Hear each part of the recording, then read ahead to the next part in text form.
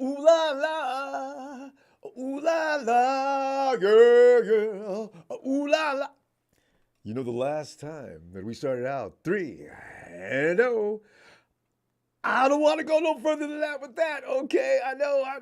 We'll see. We'll see. I'm confident. The whole situation is it's fluid.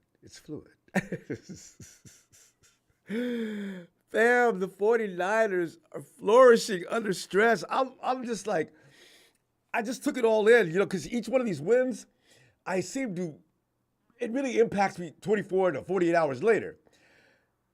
Non-stop blitzing. It's a new record. How many times the Giants blitzed?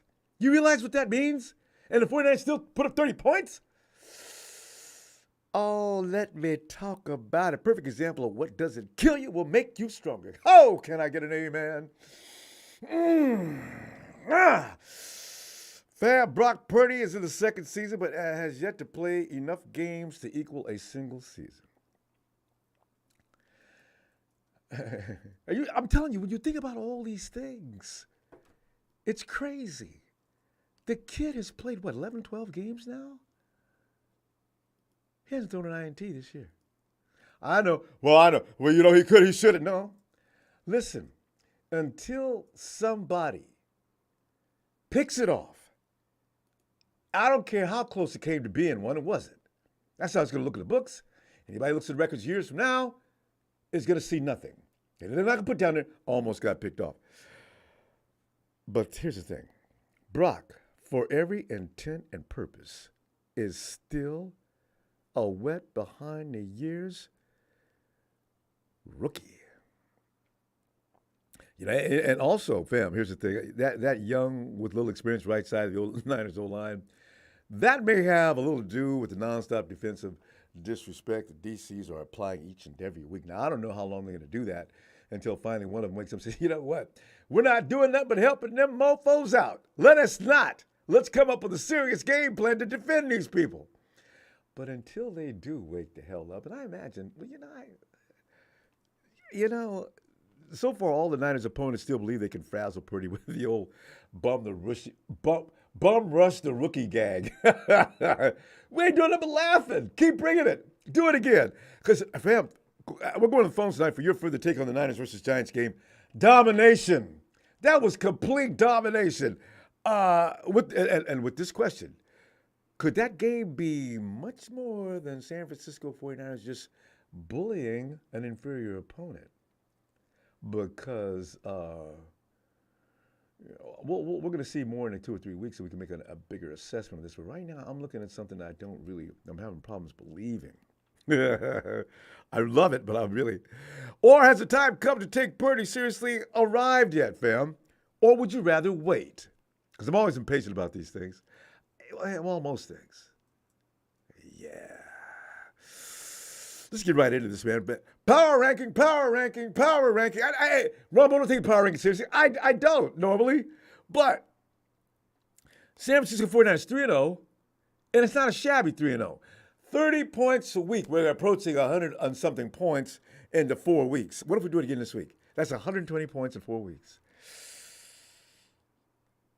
I know it's the Cardinals, but look here. You can't disrespect the Cardinals anymore. The Cardinals have played everybody they've played. They've gave them a hard time. Honestly, I am not. Wait, we'll do the scores later. Week 3 ranking number 1. Offensive efficiency 81.6. Ranked second in the NFL. Probably to the Dolphins, because the Dolphins have lost their minds over there. Biggest issue on offense is but one thing, and we've been crying about this before the season even started, and we anticipated this problem. Pass protection. The Niners have mostly kept BP upright, ranking right in the middle of the pack in sacks allowed per drop back, 6.1%. But that is due in part to the fact that the Niners have faced the highest blitz percentage, 43.4% in the league. Again, like I say, DC's, look, I'm not buying this Brock Purdy crap, all right? We're going to take that kid down, and we're going to take him down hard. As everybody with me, and they get down there and all of a sudden they get slapped in the mouth. Uh, yeah, and I say it's an insane rate of getting blitzed. So I wonder how many quarterbacks, pro or otherwise, can handle that. Well, except for Aaron Rodgers, he likes that. Who else loves to be blitzed? Kirk Cousins likes to be blitzed as well. There's a few that like being blitzed, and nobody blitzes. You have to build a reputation after a while. I suspect Brock's going to have that soon. That also leads to the truth of the Niners having allowed one of the highest pressure percentages, 33.3% in the NFL. Now, when you're getting blitzed like that, there's going to be some pressure. But that kid from Arizona, the one that went to Iowa, the one that was picked at the very last spot in the draft, says, bring your blitz. Bring your blitz. Bring it. Please. And fam, the Cards are thinking right now, you know what they're thinking, don't you? Mrs. Purdy's baby boy is still going to be treated like a rookie that everybody wants to frustrate. But, all they're doing is making him look good. Because people are singing praises of Brock Purdy like he's all world already, just for the fact that he's weathered all these storms that everybody's been throwing at him, and came out walking away saying things in that very soft manner of speaking. He was, yeah, it's a tough game. At the rate things are going, Brock, you know what? The dude is, I'm looking for Brock Purdy to bust out with a pair of shades. Dude is cool. I mean, really is. His calm is becoming music for me. What did he say after the game? And I'm paraphrasing this. He said something like, I'm just thinking we left a lot of points out there. Get the fuck. Did you say that? You didn't care about what they were doing, did you, Brock? All you was wondering about how come you missed a couple. And that's fine, because you still put up your average 30. Well, you and the guys. I am amused and amazed and extremely impressed. Who is this kid, really? He's something else in disguise. He's frigging fearless. Teams are likely to continue trying to heat him up, though, with that blitz, even though he's had success against it. They don't get it. They still think it's... See, because Brock Purdy leaves most people in disbelief. Still don't believe it. They'll believe it probably after this year, but it's going to take the whole season. It would also help with the Niners, especially on the right side of the line, would continue to improve. Please, please, please, guys. McKivitz, though, he wasn't that bad. In fact, he was the only one who didn't give up any pressures. You know about that, right? Could he quietly be improving? That Nick is back now to train him? For now, all the teams that have been victimized in the first 3 weeks are doing is training the Niners in a way that could make them reach a level of invincibility. It's true. If you keep doing that, pretty soon you're gonna sharpen the reflexes. You're gonna help train our offensive line to the point when they finally do see a normal defensive attack. They'll be thinking, hey, where's the blitz? Wait a minute. Is this all you guys going to bring? Get out of the way. Love what you know what? I'm not going to continue to laugh after we play the Cardinals because you know what? One thing that could definitely hurt my feelings is if the 49ers should lose to the Cardinals like the Cowboys, who I would have assumed they were just going to mop the Arizona floors with the Arizona Cardinals. They're coming in here this week, fam. I ain't taking nothing for granted. Wait, Dre, come on in, Dre.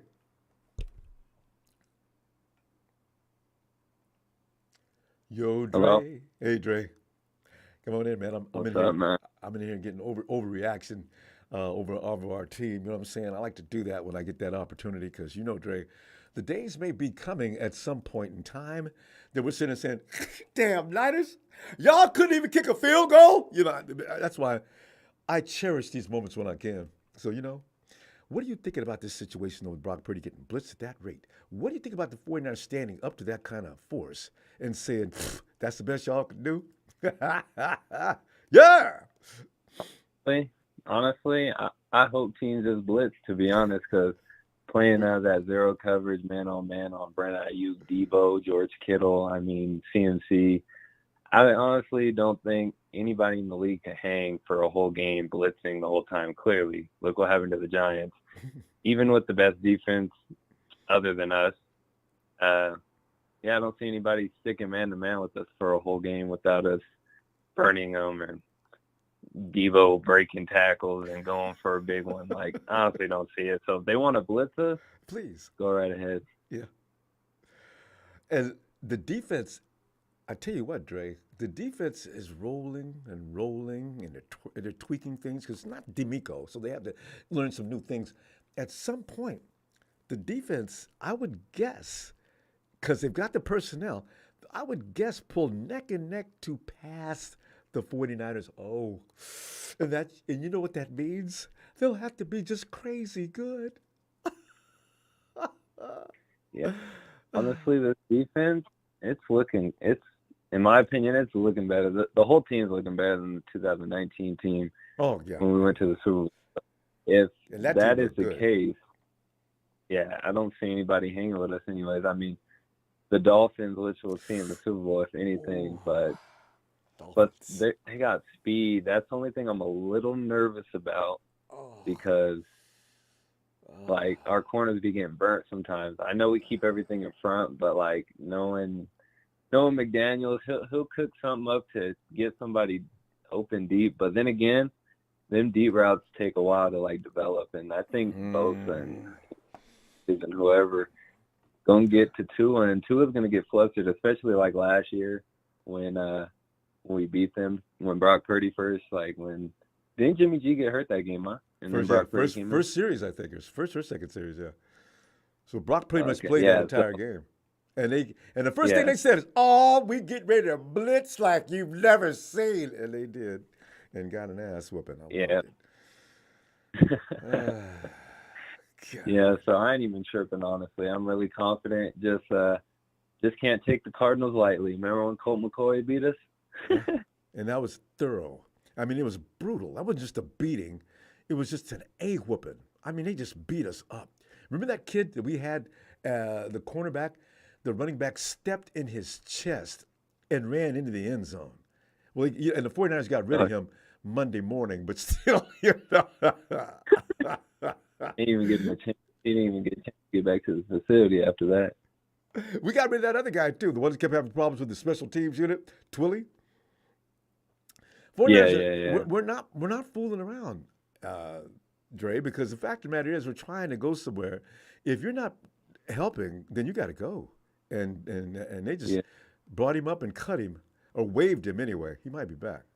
I don't think so. But anyway. yeah. But yeah, did you see we signed that running back McNichols? I think is his name. Yeah, I We was trying signed to. him. Yeah, I was wondering now why did they do that? I don't I'm even not. know. They waived Fumagalli, Man, they made but football. for enough. Yeah, I don't know why we got another running back, especially if he doesn't even run. He doesn't even use Jordan Mason. So like, what's the use? And TDP is wearing his best suits, his best street clothes every weekend.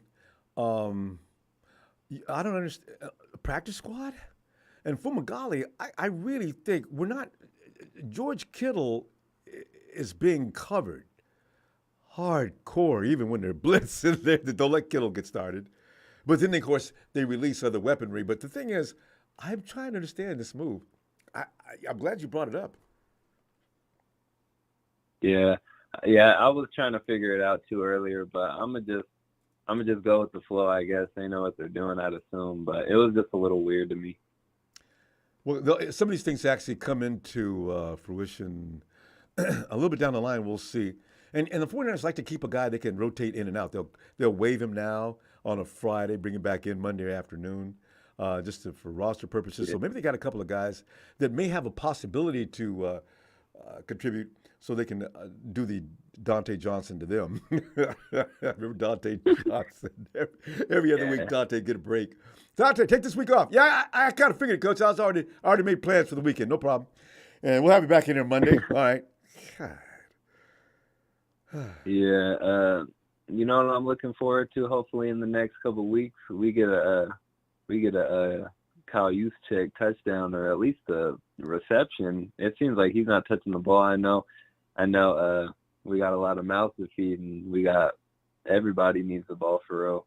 But I think Kyle Juszczyk gonna break a big one, a little out route or something, be open because no one's gonna expect it. That's why you save it, Dre. I kind of like what Kyle Shanahan's doing, because when you least expect it, they're going to pull a use check. Watch and see. They did. Every time they made that plays with him, it was totally unanticipated. And there's going to be a situation sooner or later that we're going to need a play because the 49ers are cruising along here and beating people up. But at some point, somebody's going to challenge the 49ers. So then you bring the juice. Oh, we had everything figured out, but we forgot about juice. There he goes into the end zone. Kyle Juszczyk pretty much waltzed into the end zone, untouched, unchallenged, and unscathed. I want to hear that so bad. Bro, that's what I'm waiting for. Hopefully we don't got to pull it out anytime soon, to be honest. Hopefully we just keep cruising along. I want to save it for the playoffs. For real. Yeah. Me Juice too. doesn't mind. He likes his job. So, Yeah, he's a utility. He going to block. He going to do the dirty work. And we going to be in the end zone celebrating. That's it. And with for those of 30 us who points. can really appreciate the function of this game, you can actually appreciate Juszczyk. People still thinking we don't need him. That is not true.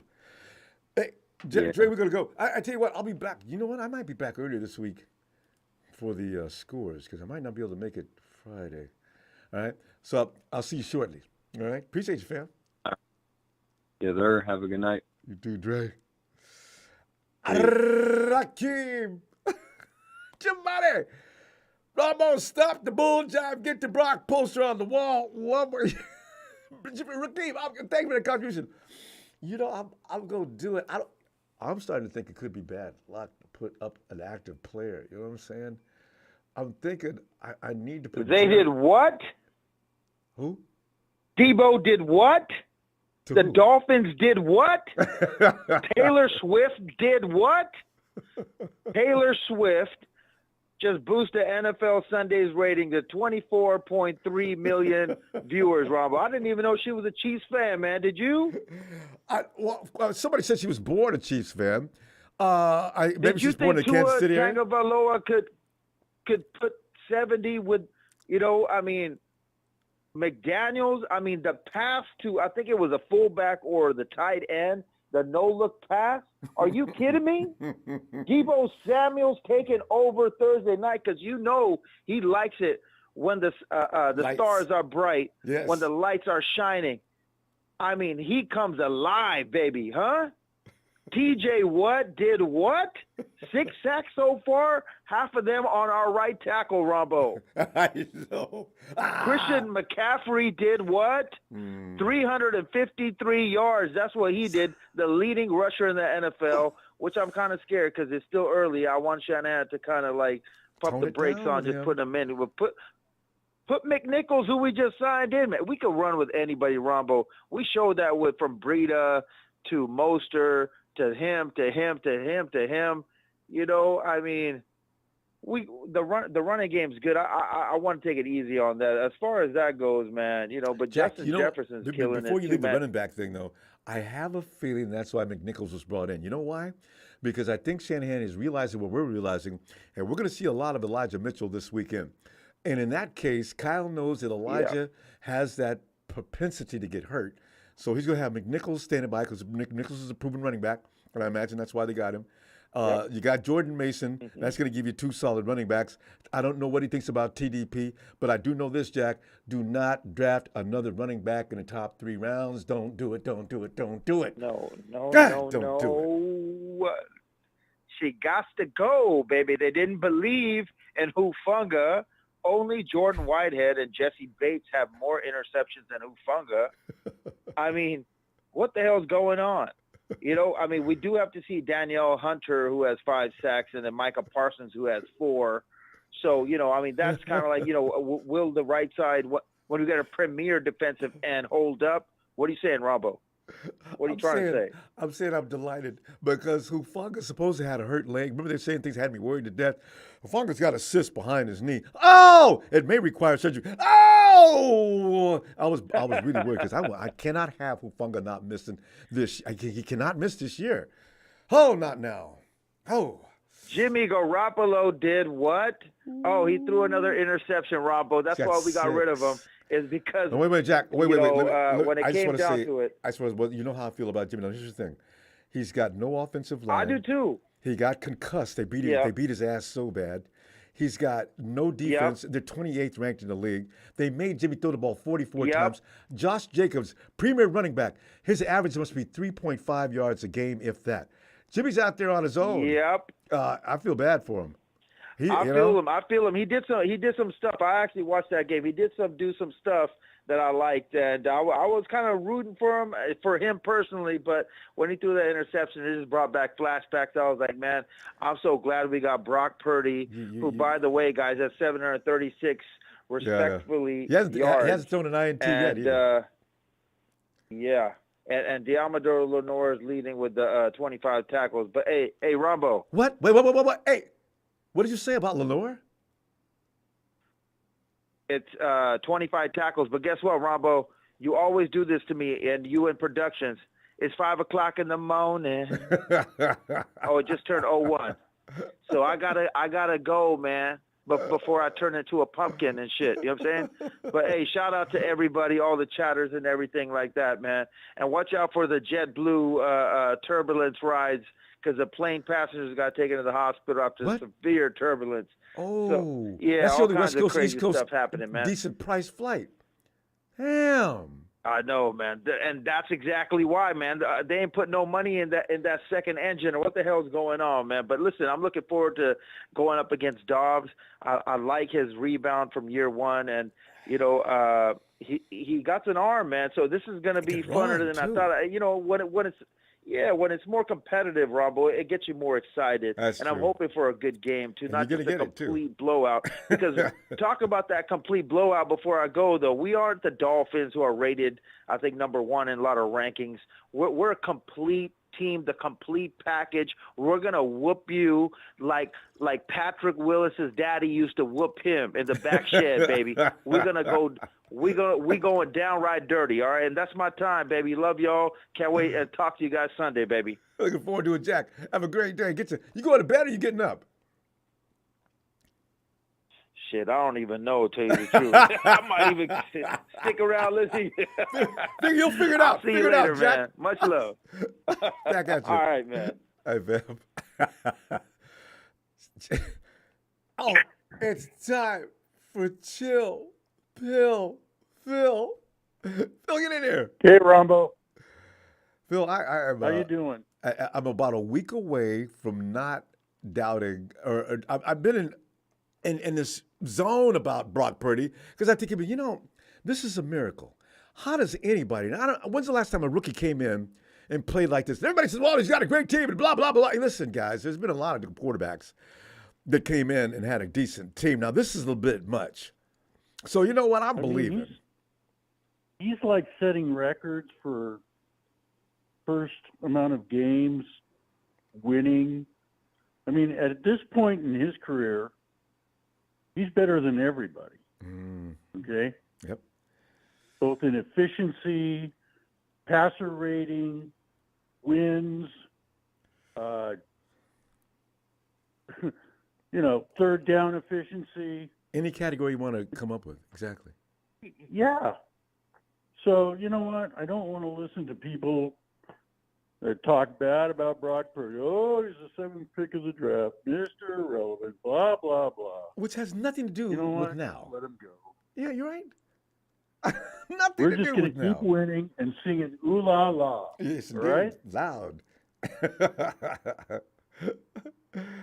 But Phil, the disrespect, though, goes right on into the NFL. Why are they still blitzing? Yeah, well, we continue to see that blitz into week 4 and 5. Blitz. Let him blitz. But you know what? They wanted to blitz because it was a short week. You know, they wanted to make some elaborate blitzes to confuse Brock. Mm-hmm. It didn't work, right?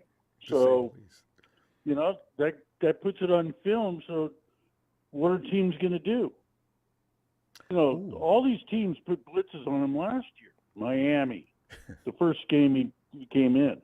Yeah, immediately. Tampa Bay blitzed all the time. And got hurt. You can go on and on and on and on and on. Seattle tried to blitz him. It didn't work. You know? And Phil, they don't even have a decent pass rush. Now, if you don't even have a decent pass rush, what is the point of blitzing? That's Well, what kind of that's the another rationale thing, behind you know, that is amazing don't, for me. Don't criticize McKivitz and Burford. They had a pretty good game against the Blitz last game, They're going to get better. and they're getting better every week. They're getting used to it. So, you know, they had a rough time against Pittsburgh, and they got a little bit better against the Rams, and they got a little bit better against the Giants, to where the point is we're not even going to notice them. I wish, where in fact, I'm I wish worried about Trent Williams are- would whisper over there, "You guys want to blitz? Go ahead." I mean, where I'm worried about is our pass rush. You know, The what? Nick's got one sack. Yeah. Hargrave's got a couple. But where's Drake Jackson been the last 2 weeks? So, Yeah, you know, yes, now that you bring his name up, I'd forgotten about him as well. That right side is not really working, is it? yeah, we need to tighten up our pass rush. Eric Because, Armstead, I need more, you I know, need to see more from him as when well. I looked at Cincinnati the other night against the Rams, they were all over Stafford. I know, right? I mean, they took him down. How many times? So- 4 or 5 times? 7 times they sacked him. Ooh. So, And they had Note Boom and the gang you know, out I there. don't know if because Cincinnati watched our film in the second half when we started playing a tight press coverage, and Stafford didn't have as much time, so he was throwing the ball away and he was throwing picks. Right? This time he may have held the ball and got sacked. But, you know, I think we are the ones that put the film on the Rams. Because they got embarrassed. You know, How many points? And Nakua, he had one great reception. I watched that game like all of us did. He had one great reception. That's it. They took him out. yeah. I mean, we're 3 games in, and we've got a 2-game lead plus tiebreaker against the Rams. We've got a 1-game lead plus a tiebreaker against Seattle. I mean, let's go. Yeah. And now at Arizona, we're 14 points favorite, and we're the favorite. Oh, I hope they don't find out about that. Oh, that just fires them up. The Cowboys had a 10-point lead, and they heard about it. And look what they did. It pisses them Don't off. worry about it. Oh. We're not the Cowgirls. Well, yeah, that's true, too. You forgot about that. They got some good ball players, Phil. So- All I know is I saw some things that I didn't expect. Arizona Cardinals. We got professionals on our team. Ooh, well, then that is the difference. I'll grant it. Yes. So don't worry about it. We're going to win. We won by 14. You know, the other thing, have you heard the Patrick Surtain rumors? What's wrong with him?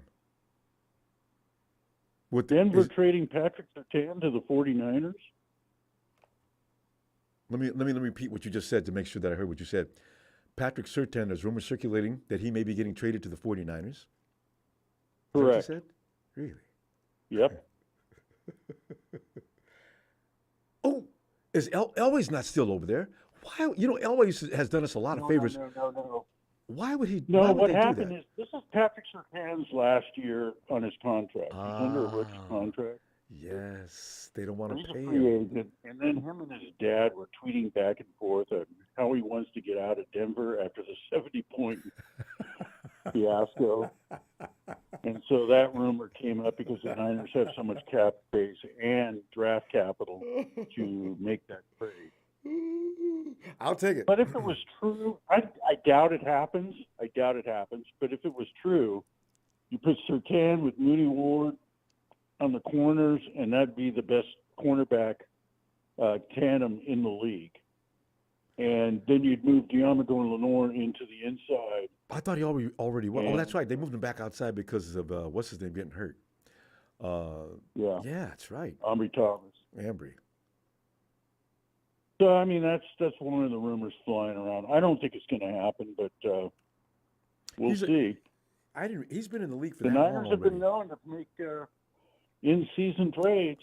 Midway through the season, all of a sudden they'll pick up a gem. Surtain. Yep. I put him up there with what's that? Jets cornerback, Sauce Gardner. You know, I'd I had think them. he's better than Sauce Gardner. And the He's thing is, that's probably what I'm the number 1 rated cover corner in the league. Oh, So, I mean, he's a shutdown corner. I know. Put him on. You can put him on an island. And so with that, look out. But, God. you know, Okay. it's Don't get excited. You got to hypothetical at relax. this This point. hasn't happened. Not yet. Exactly. All we need to do is just beat Arizona. And, Which I'm not taking for you know, granted. and the other thing, you know, this Miami win, everybody's overreacting. I think Denver quit pretty much. And we'll see how they do against the Bills this next week. So Yeah. that's going to be a good game. They can't have 270 because Sean Payton and No, Russell no, Wilson will be no, shipped no. out in the same day, and Surtain will be coming over for a bag No. of chips. They'll I start think their house Denver cleaning right quit, now. and Yeah. it was Denver's a dumpster fire right now. So, With the almighty Sean Payton. They thought he's going to be the savior, Phil. Ooh. yeah, I know. Phil, our time's up. Oh, Now they God. paid their coach too much, and now they paid their quarterback too much, and it's It helped the Hawks mightily. the only bad part is they're not in our division. But we Phil, got Arizona and the Rams. So, Bill, I'll be back Thursday, you and let's start talking about the Cardinals a little more. So yeah, I'm just worried about our pass rush a little bit. Other It'll than get better. that, we're good to go. They got to make some adjustments. I think our new coaches, because if D'Amico would still be there, they'd probably still be kicking ass. But they got to make some adjustments to get used to. I'm just counting on two hands now how many times Big Show's been wrong. So Phil, did you take a shot at the show? I'll see you Thursday, okay? well, I had to. I'm getting even. Oh God. All right, Phil. All right, Appreciate you. Ronbo. Have a great night. See you Okay. Thursday. I'll talk to you later. All right. Bye. Bye, Phil. Show, I actually wanted you to get in here tonight. I wanted to get your spin on some of the things that are going on right now. Do you believe that Brock Purdy will continue at the pace he's going to do? And do you believe that the 49ers are legitimate now? And I know you're probably all pumped up about the Surtain rumor, if that even is possible. It's Beham, the father of that Ram Quintarius. Ronbo, what it is, baby? You hear that red nine?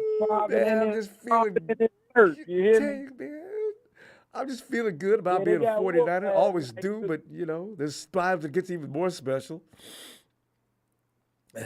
Hey, man, you know what it is. Hey, it's like this, Ronbo. I was reading your caption, man. Just tell him, man, our man's Purdy, man. He eats blitz burgers. Man, You feel me? I do. We ready for some good blitz burgers, man. So blitz all you want, man. It's only gonna make us better. I mean, they wouldn't give it up, Beham. They did it for 4 quarters. And as I'm the owner, y'all can't see that ain't working. The next blitz I see, I'm firing everybody. Click. Well, Ronbo, the only problem I got with any of it is this right here. They tried it, didn't work. They thought that they was gonna be able to, I guess sustain with it, and they just got the hell beat out of them trying to do it. And what trips me out is when you hear these analysts talking, Brock Purdy almost threw a pick here, and he That's the almost first thing threw they a pick there. Mm-hmm. First thing they mentioned. That's Nothing the else. That's the first thing that comes out of their mouth. Nick, It's damn about right. pick. God. But this is the funniest thing. Jalen Hurts threw a pick in every game this year, right? Mm-hmm. But he's still the better quarterback. See, I mean, gets all the don't get love, me though. wrong. The team, they winning, but you're struggling to win. They just struggled last night with Baker. I mean, I don't get some of the logic that some of these people be, talking, but at the end of the day, man. Since you're on that subject, the Cowboys played the Giants, and then they played the Jets, and they got all the love in the world. Already anointed them Super Bowl bound. They didn't say anything about us being on Super Bowl bound. 49ers are in the conversation, but the Cowboys are clearly the best team in the NFL as of this hour. What? Oh, yeah. But now the Dolphins are. Yeah. And you know what's the best thing about it, Ronbo? Both of them is on the schedule this year. Wait, who? All 3 of them is on the schedule. I say the Dolphins is on the schedule. The Eagles is on the schedule. Wait. And the Cowboys. We played Dolphins this year? Yeah. Oh. I knew we had to play them in Lamar, Miami. but I know we had to play Miami. Yeah, we got Miami, if I'm not wrong. And they got to come to us this year, though, right? No, they came to us last year. No, we came to them. Yeah, we got to go to Miami this year. Again. Let me make sure. No. See, last year we played them at home. I clearly remember that sun was shining bright, and we was in Miami wearing our travel uniform, though. Was that Miami where Jimmy got hurt at? Yeah. That wasn't at home. I thought that was home. No, they beat us up in South Beach. No, we beat them in South Beach last year. I mean, they beat Jimmy up. We beat them, yes, and yeah. Hey, I might be wrong. I thought we Yeah, played it. No, wait a I minute. don't see them. Some- I'm wrong. Yeah, they're not on the schedule. Got them. Scared me to death. I don't thought want to see them until Super Bowl Sunday. And I tell you right now, Beham, that is who is going to win the AFC if they stay healthy. I wouldn't mind seeing a Ronbo. Break them out early. Yeah, I wouldn't mind seeing them. Line them up. Hey, put them in front of them. To knock them down, man. See, Yeah, I stand convicted on that. I thought they was on our schedule. That must have been last year's schedule. It was. Lamar Jackson is waiting on us, though. See that? He still concerns me. I don't like him. I like him. I don't like playing against him. It really don't bother me, Ronbo. They just went out there and lost to the coach yesterday. I don't know how that happened. I really don't. Easy. Lamar went out there and did Lamar's thing.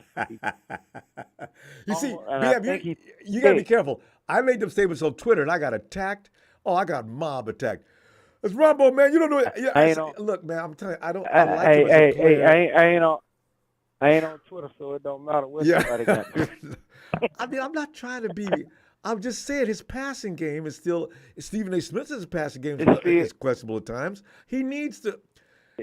It has to get better, because he'll run all day. It's questionable. Hey, anytime your passing game is questionable and you're making that amount of money, something is wrong. Something is really wrong. You feel me?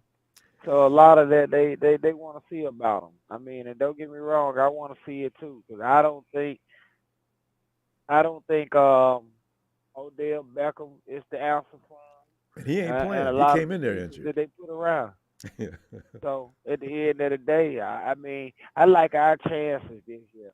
Like I told you the other day, I don't want to go undefeated because that builds too much pressure, and I want to win the whole thing, But I agree. as long as we don't lose, long as we stay healthy, I ain't really too much worried about Is that. it asking for too much? Please, Lord, please.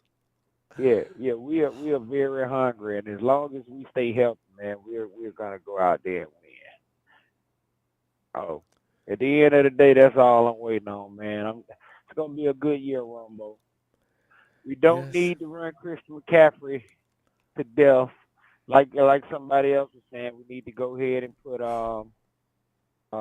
Mitchell Jordan in, Mason, and, let them Elijah get Mitchell. Yeah, and they would love to play. Say, they really would. Hey, to be honest with you, some games you can not even put Debo in or something and get running Bell from practice. True. Because what's the first thing that went through your mind when you seen Debo laying down in the dirt looking like he was hurt? God, I said so many bad words. See, why? Debo laying down, and fortunately this time he dodged a bullet. He's sore ribs. He'll get over that. So, Yeah. But that's, barring any injuries, man, I don't see nobody stopping them. Especially after week 6 or 7 when the 49ers really get that machine up and rolling. You're right. And see that, you know what, Ronbo? I'm going to be honest with you before I get out of here. 2 things I do really want to say. Still early, so, everybody is getting overexcited about a lot of teams. I think our team will be there in the end. You know what I'm saying? Yeah. So I'm not upset about that. But what do we normally use the Rams for, Ronbo? To get inspired. To get our afterward. To get our played them too season early. inspired after. But you know what kind of got me at the reason why I asked you that, Ronbo? What? It seemed like the Bengals had the same idea. Hey man, we 0-2, but guess what? We got the Rams on the schedule. Mm-hmm. I mean, so if we go out here and get one win, we might be able to turn this thing around. Because here's the thing: we played them. Somebody said we played them late in the schedule. I don't know. Is it the last week? But anyway, playing the Rams going into the playoffs would be a good momentum builder. So let's play them later. And the next game, like somebody says, we always play the Rams one game tough, and the next day we just beat them to death. And I suspect that's what's going to happen. Yeah, actually, we play them week 18. That's the last game on the season. Oh man, we ain't gonna play our starters. Not for the Rams. You know what though? We don't need our starters to really beat the Rams. I'll put Darnold out there. I'll put Ronnie B. I got. You know what? That's fine. Because I want to be able to tell the Rams who keep, y'all ain't won. Y'all's watched the last Super Bowl y'all won is watching VHS tapes. I mean, you know what? We beat you guys from the second string. Sit down and shut up. God. Oh. Yeah. Well, that's one team we ain't got to worry about, the good old Rams, So they're 1-2 in the division right now, Ronbo, And they ain't played the Cardinals yet. I'll put my money on the Cardinals. The Cardinals are scary, man. We got to survive that team this week. I'm hoping we do it. But anyway, I'll see you Thursday. As long as we average our normal 30, I'm okay. And that should be 30. Enough. And 49ers ain't giving the Cardinals 30 points. I don't hear how good they think they are. Like somebody like the new saying is, you got to score 30 in order to beat Purdy. That's pretty good, fam. You on the road tonight? Be careful out there. I'll look for you Thursday. I'm sitting right here. Right now beside the Ram. Shout out to Q, Big Q.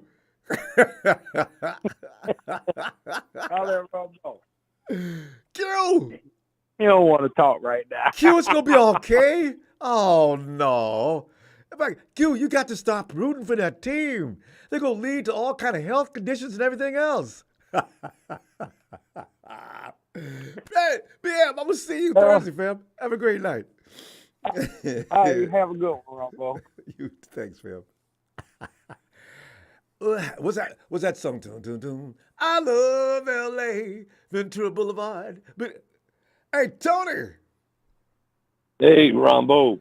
Tony, it's just, I'll be honest with you, Tony. I was concerned about Brock Purdy coming into the season. He hadn't had any work. He had no cameo appearances. We'd seen nothing of him. He comes in and does what he does. I was scared to death when Jimmy went down. I said, that's it. He came in and sparkled like a new diamond. Okay, well, hey, he survived the game. That is the Dolphins, though. Okay, let's see what he does next week. And who are you playing next week? We're playing Tom Brady. And the Bucks? Yes. Oh, God! He went in there and he beat him. Tony, I'm a believer now. I'm thoroughly a believer now. Other teams don't, though, Tony. They're still blitzing him like he's a kid, like he doesn't know what he's doing. What is the mentality? Why are they thinking that? They're just thinking they can get around the right-hand side. That failed, too. That's what they're thinking, basically. Poor guys. But it's not working for them. So a few teams will do it, Ronbo, until it stops, until they realise it doesn't work anymore, and then they'll just back off. I hope we're 7-0 when that happens. You know what I mean? Because if you keep on doing that, you're subjected to big chunk plays. Yeah. And some real embarrassing moments on the other side of the ball, And if someone if you can get open, or like someone mentioned, no one's taken any notice of use check, and he's down there and he's got nothing but green grass in front of him, Purdy will send it.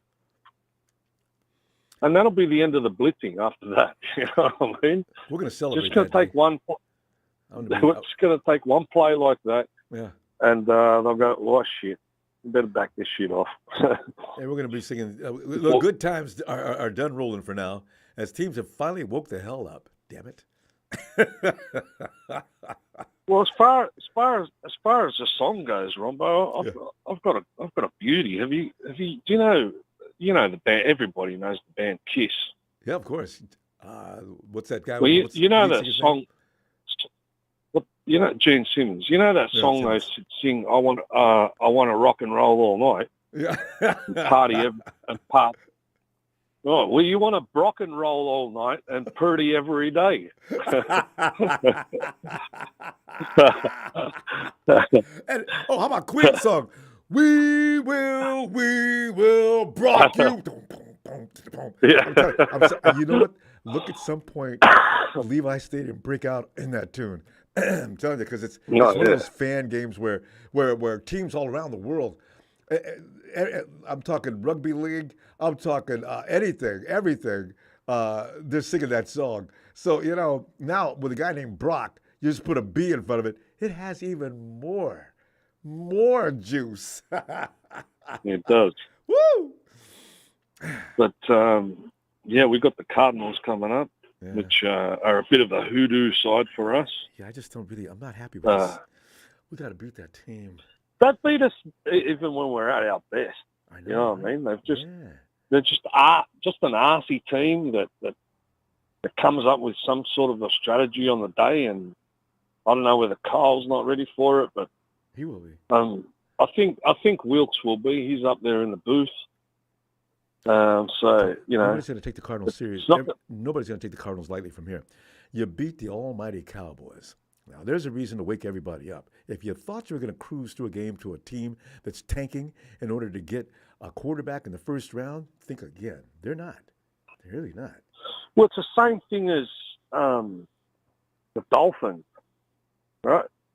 People jumping up and down. They put 70 on this team. They did this. They did that. But hang on a minute. You're all missing one part of the game.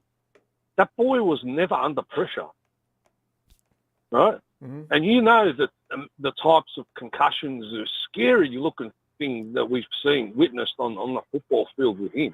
Mm-hmm. He was never under pressure in that whole game. Wait till they come up against someone like the Eagles or someone that's got a formidable pass rush, right? Mm-hmm. And that guy's under pressure. He's going to hear footsteps. He's going to start throwing INTs, and it's not to be 70. I can guarantee you. They had the last 100%. Yeah, I agree. And Tony, I think they've quit on Peyton, and Peyton's walking on thin ice starting next week. If they don't at least have a formidable competition, the owner's going to realize he spent too much money 2 years in a row. First on Little Rusty, Let's Ride. And also, Sean Payton cannot get this group. Surtain's asking to get out. And Surtain's asking to get out. And you remember that guy they had on the bench? They were showing him mumbling to himself. I've been playing on this team for 7 years. And we've never been through anything like that. I hated to laugh at it because being a ball player, I know his pain. But the thing is, I think that Sean Payton is not instilling any confidence in that defense. They used to be pretty good, Tony. They did. Well, I mean, I can't look who Rusty's surrounded by. I don't think he had that much of a bad game. When was it? Last week. I don't know. I think it's I don't know. There's something going on over there, but it really is, and it's not good. I don't think it's Russell. I don't think it's Russell's fault. Yeah, his first week he wasn't that good. For some reason. Second week he improved. And this last week, I have no idea what he did. I didn't watch the whole game. I watched a little bits of it because it was, who sits down and watches a 70-20 shellacking replay? I mean, the highlights. But, the Cardinals, my blood's going to be flowing at the beginning of the game until we get right into it and settle down. But we've got too much firepower up front. Too many people that can gash them open. Debo's playing a different season this year. He's keen as mustard to come out there and bust a few fucking heads. Are you coming back? There's too many people to double team, and it just doesn't make sense for us to lose that game. But the one I'm looking forward to is the Cowboys. I think we Stephen are. A. Smith is looking forward to that more than anybody in the world. So he can go dress up in a cowboy hat. Walk down the streets. Yeah, he Did must you- have some kind of did you armed see what- escorts out there. I can't Did believe you Stephen see A. what does he that. called? What Did you what- see what he called them, Ronbo? I watched see what him Steve- and Shannon. What did he? I don't remember him calling him. He called them the gift that keeps on giving. Oh, you're right. He did that on a. I watched First Take. He said that on a different. I remember. I heard about that one. They wrote that across the video. The gift that keeps on giving. And of course, said that with just wait. Just gotta be patient. Be patient. Cowboys are the best team in the competition. Cowboys are the best. All I'm asking you is just be patient. Just wait. It's going to happen. Just wait. And then he comes in the next morning. I told y'all you didn't want to listen. There's a took gift 3 that weeks. keeps on giving. And then you got Micah Parsons saying things like, yeah, well, we should be, we got to stop playing down to a competition. Hey, Micah, more Micah. What do you mean down to the competition? You never look like you were even equal to that team. You really ought to be careful with what you say after a game. If they lose, Bill Parcells, you know how he is. Parcells is going to play an identical defense to what he's seen from the Cardinals.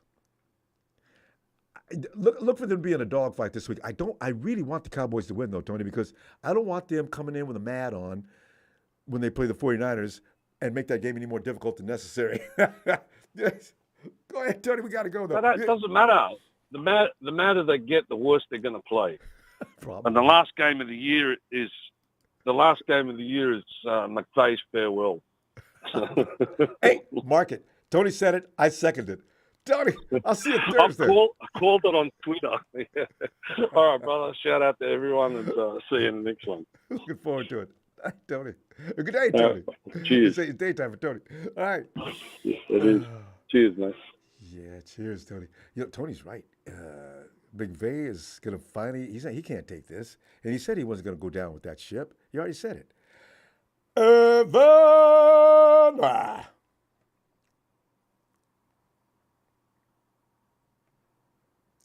Evan, come on in here.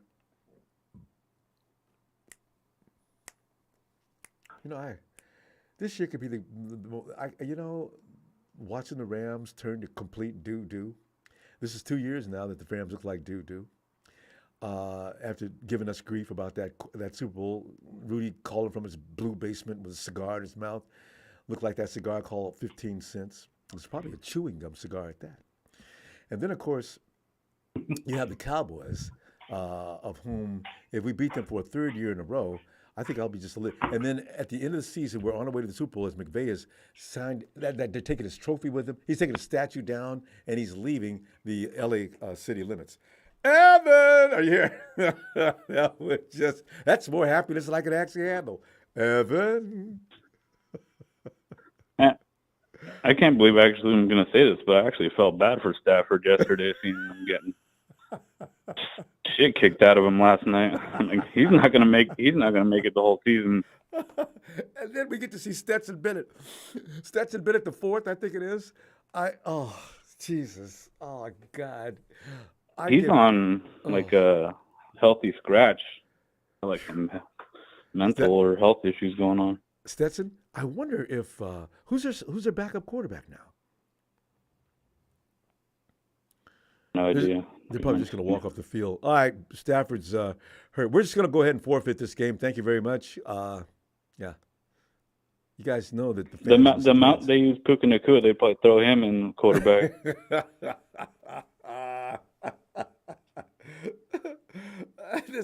I can laugh about the Rams all night. But listen, Evan, the situation here is interesting. Brock Purdy, at the end of 12 games, is still getting little to no respect. And teams still think that if they blitz Purdy, they're going to force him into some things that only a rookie would do. Now, what is the thinking behind that? And is it our team's feeling so helpless that the only thing they can do now, because they can't stop the machine that is the offense, that personnel is ridiculous. What are you going to do? So you're going to play. Listen, our best chance is to stop Brock Purdy. He is the weakest link. He's the what? I don't think so, but go ahead. Go ahead. Evan, what's going on with the league? Think about it. If you were, say you're a Cowboys fan or a Cardinals fan, take all those guys away and say, oh, let's make Brock Purdy beat us. Option. I love the way that sounds. Let's make Brock Purdy beat us. If I'm on the team after the game's over, hey, Coach, we did what you said. We made Brock Purdy beat us. How you know? Good. Problem. You know. He's the weakest link, but in reality, you know. And that's fine. I want everyone in the league to think he's not a good quarterback. That's better for us. Yeah. We'll fly under the radar the entire time. They'll wake up, though, Evan. It's too much to ask. He's got too much. He's got too many weapons. I don't want to be.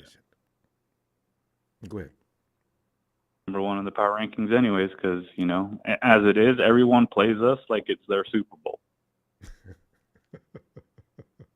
They hear all the stuff people say.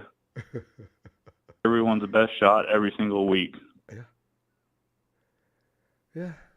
I understand their pain. Ronbo, this is a revenge game for Wilkes. This is a revenge game for Wilkes. So hopefully he has that defense foaming at the mouth. Oh, I forgot about that. I'm glad you reminded me, Evan. That's right. Wilkes has been abused by the Cardinals and the Panthers, and now he gets to get some sweet revenge. So look for him to be dialing up some crazy defensive plays. There's been a little bit of Neil Hunter talk too in the rumor trade mill. Hunter, tight end. He's on his last year over he's the defensive end. He's the sack leader in the league right now. Danielle Hunter. The Vikings. And remember, before the season started, the Daniel Hunter rumor was circling about. I didn't take it seriously because why would the Vikings give up him? You know, I mean, the Vikings seem to be like they might be in the Caleb Williams Indy sweepstake soon because they're Minnesota, because they didn't pay Kirk Cousins on his last. No, they're 0-3. Yeah, and that's when people start saying, you Kirk know, Cousins I mean, is on his they way to kind of San found Francisco. themselves. No, he's not. Yeah, and I mean, I don't know. Cardinals might stick with Dobbs at this point because inexpensive. Too bad, and they got money. Go get some more players. It seems like they're trying to win too. So. Oh, in that case, Evan, let me Tyler ask you this: how does Dobbs look to you as a quarterback?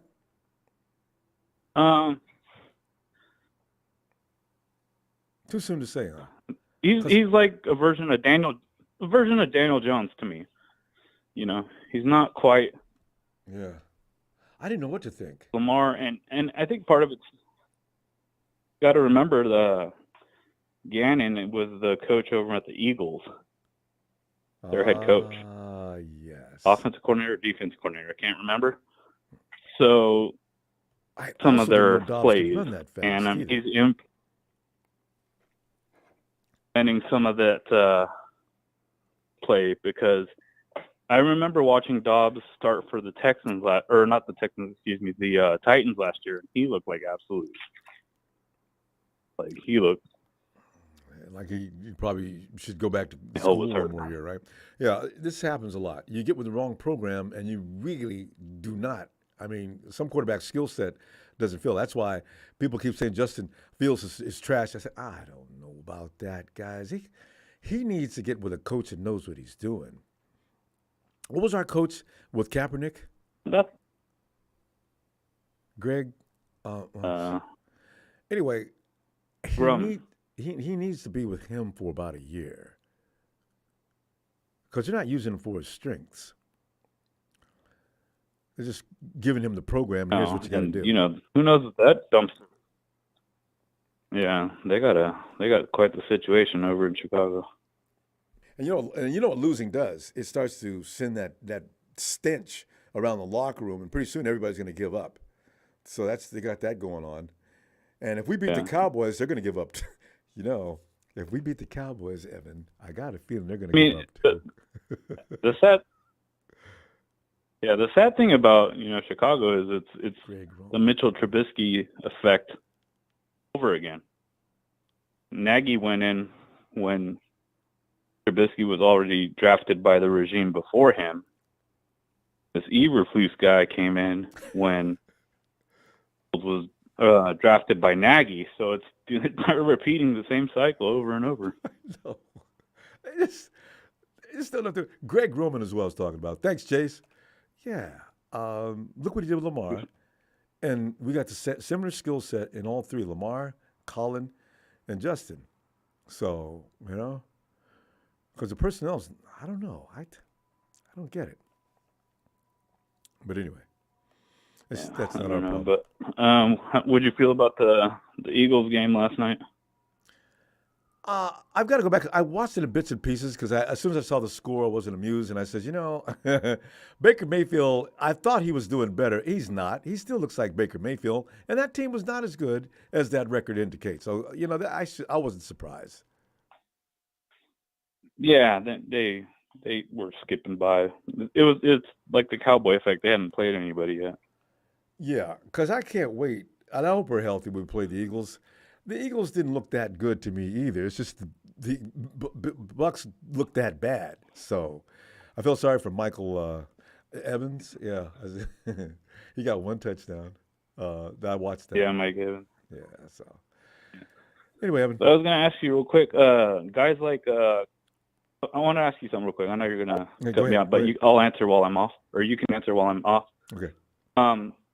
Melvin Ingram and Kyle Van Noy are on they're free agents. What do you think about maybe getting one of them at edge? All right, I'll hang up. Have a good night. God, yes. All right, I haven't talked to you Thursday.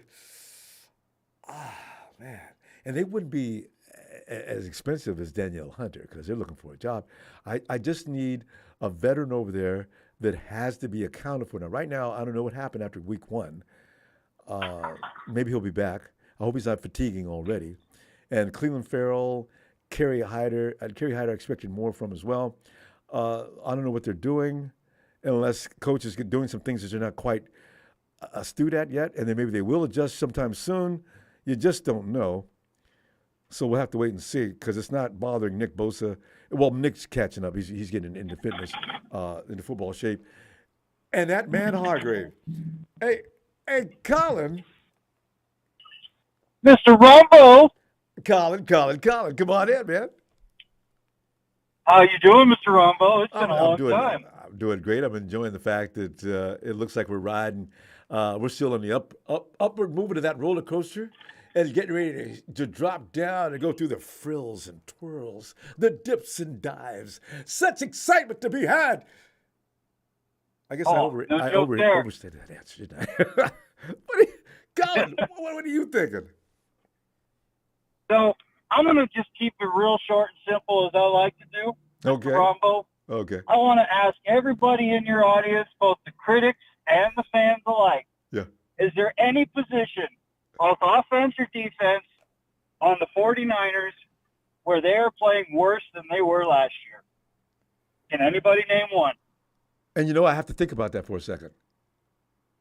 Yeah, you got to think hard. I'm sure it's there, but it ain't so overwhelming that it stands out. Because McGlinchey, you know what that tells me, Ronbo? McGlinchey was not outplaying. Tells me if we stay healthy, we got it. I know, right? We got it. Look, there's one thing I noticed about the San Francisco 49ers in this season that I'm not seeing in a lot of other teams in the NFL. They look like they just hit the offseason harder than everybody else. They look like they practiced. And I don't know what surgeon hooked Purdy up with that spring that they put in his arm. He looks like, barring a couple of mistakes, he's lobbing the ball better than I've ever seen, like back in his college days. Really? Like it's insane. You watched the one that was at Iowa? Yeah. I didn't know what a Brock Purdy was. Yeah. Well, and you can kind of understand why you wouldn't give that same exact performance when he first came into the Niners. But as he settles in, I think, man, the league really has not seen the best of what Purdy can do. Oh, but I think as a whole, our look, and I want to personally thank the Giants for just really giving our O-line the workout they needed to face some better teams. Because you can't get that kind of workout in practice. Cannot. And Absolutely our O-line is just going to be harder and harder and harder. Because if they think they can keep blitzing us, okay. You're just going to make us stronger. 4 quarters. Purdy looked so good with a collapsing pocket. I mean, it was like almost Tom Brady-ish. Just got to get rid of it. Boom, zip, 0, damn, dude, gone. See ya later, bye.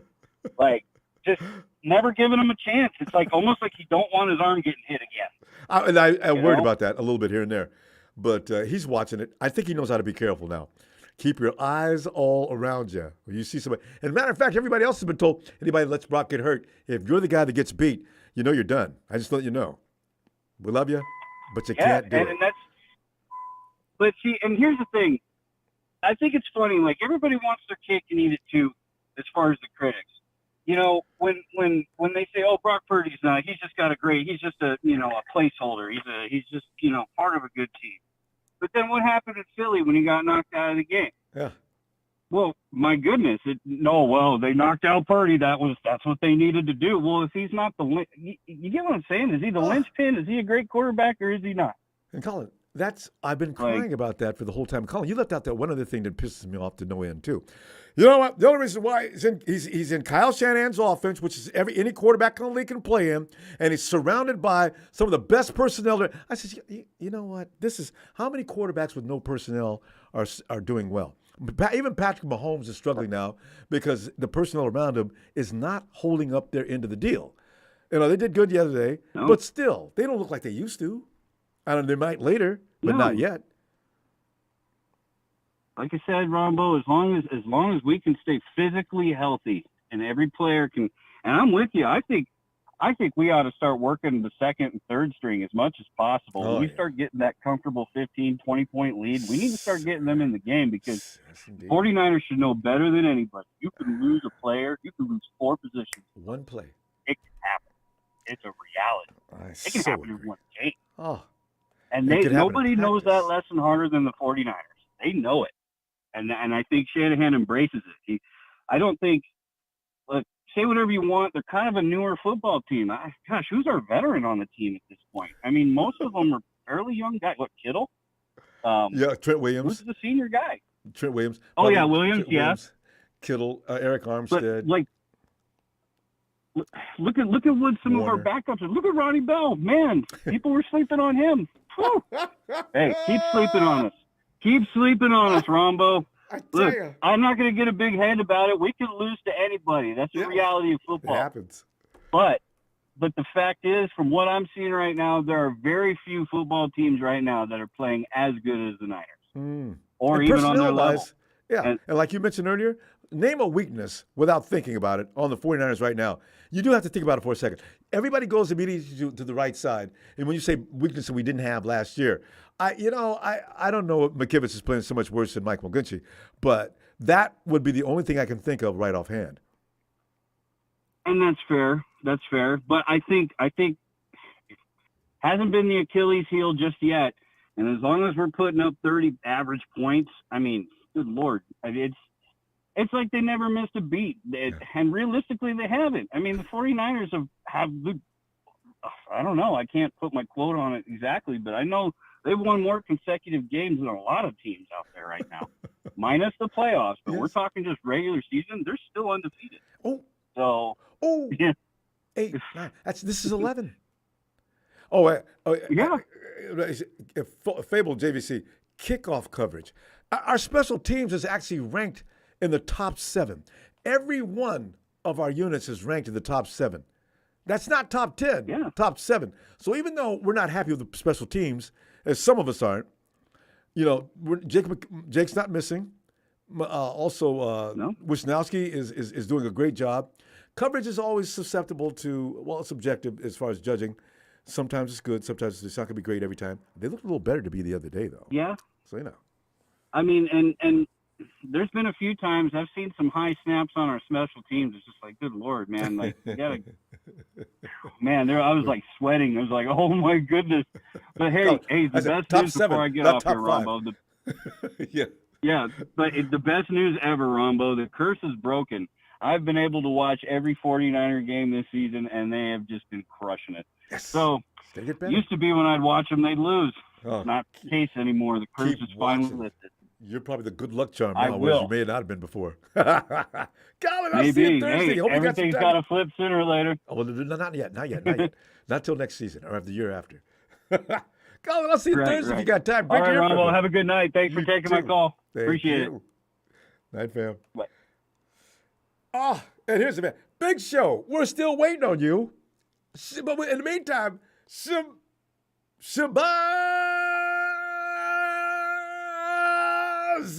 Get one of them bean pies. In fact, give me 2 of them bean pies. What's going on, man? Shabazz, man, I'm looking at this team, and the reason why I'm getting so giddy is because honestly, Shabazz, and I'm glad you called, because the Cardinals have got me concerned. Now, everybody says the Cowboys never was worth a damn. I don't know what you're talking about. I'd call that guy. No, you didn't. You did not know the Cardinals go in there and beat the Cowboys. I've had these arguments in the last couple of hours. And I say, Shabazz, anything you want to say about the situation right now and the disrespect Purdy continues to get with all that blitz and everything else? And Shabazz, in case I don't see you Thursday, let me understand what's going on with the Cardinals, since you're over there anyway. Well, you know what? The Cardinals, whether they are a one-hitter quitter or not, has always traditionally played us tough. They have a winning record against Levi. Let us remember that. They're the team in the NFC West that scares me more than anybody, because I don't care if their record is 2-13. When they see the 49ers on the schedule, crazy. They come to play. So I got us beating these guys, okay? We're going to do our normal 30. Like everybody say, you can't score 30, you can't beat Purdy. But I say, gotta get a T-shirt that says that.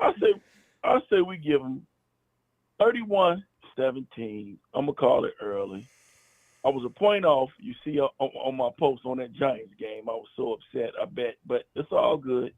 But they're not gonna beat us because, number one, we're not gonna take them lightly this week. So no. And the question, so I thank the Cowboys for that. Is there one weakness on this team? There is still one weakness on the team. It's the same weakness we had last year.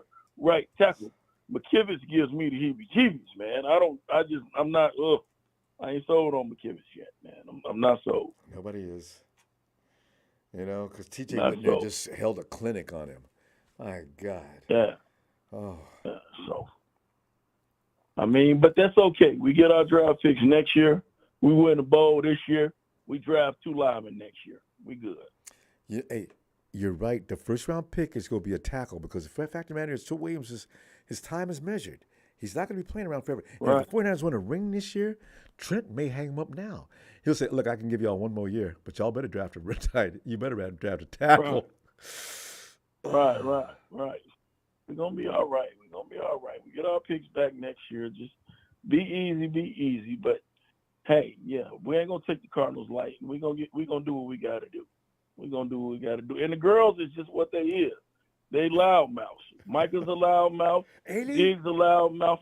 And Reindeer, Dakota is always going to be Reindeer. That's why the man's name is Reindeer. Strange. He takes no responsibility. Still saying the same thing he says after every game. He does not feel an ounce of remorse. I'm looking at him talk. Man, Dak, you could have said anything but that. You say, well, we got some things we ought to clean up, and we're going to do our best to do that. No, he didn't say anything like that. He came out there and said, there's going to be games, and there's going to be games. Jack! What are you talking about? Oh! Hey, you know what? I'm saying like what Bubba Dove said about Reindeer. Trash. That's what he is. He's trash, and everybody knows it. So, I mean, it is what it is, Ronbo. It is what it is. But I'm definitely going to try to check back in Thursday. I just wanted to tap in and get a shout-out to the rest of the Niner Empire. We bang, and we're going to keep rolling. We're going to make it do what it doing. As far as that issue that happened in Denver, Man, Russell needs to quit putting them babies up in Sierra, man, and get his act together. I know, work on his game. Hey, but since you Yeah, mentioned man. that though, if Sauce Gardner was available, He acts would like you? he's scared of Future, man. I don't know what's in his head. Future's in his head or something, Ronbo. Like, the He man needs to can't play be. football no more. It's horrible, man. Sean Payton got that big mouth up there. Both of them need to just hang it up, man. Because I mean, Russ is on the road a lot. He don't know who's over at the house. Future No, could be worried over there. about Future. All he can hear is he hear Future mask off, freaking mask off. Calling Sarah every few minutes. Hey, did Future come by yet? What are you talking about? What you need to do is work on winning that game. Don't come home talking about I lost. He's too focused on Future, man. He worried about Hendricks, man.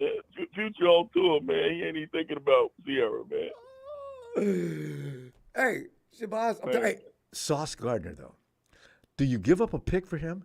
And they're not going to take anything less than a second-round pick. Do we have more than one second-round pick? Yeah. No, but if Sauce want to come, man, if Lynch can make his magic for him, or I gotta take or for that boy up in Denver, you take him, man. Yeah. Man, Ronbo. If we got either one of them, Ronbo, man, polish up our ring, man. Ooh, Salah need to do us a solid and him. Yeah. Salah owe us, man. That would be nice. Come on, Ronbo. You can't even give me all the credit. They're not going to give up. Man. Saleh going to give up. Nah. But, you know, I tell you, if the 49ers get a cornerback one with Javarius, and I'm going to slip Demo back in the slot. Oh, my goodness. Oh, my goodness.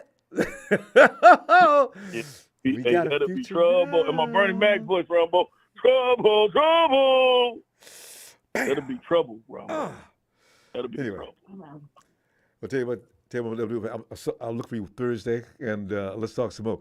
49ers foosball, as a water boy's mama would call it.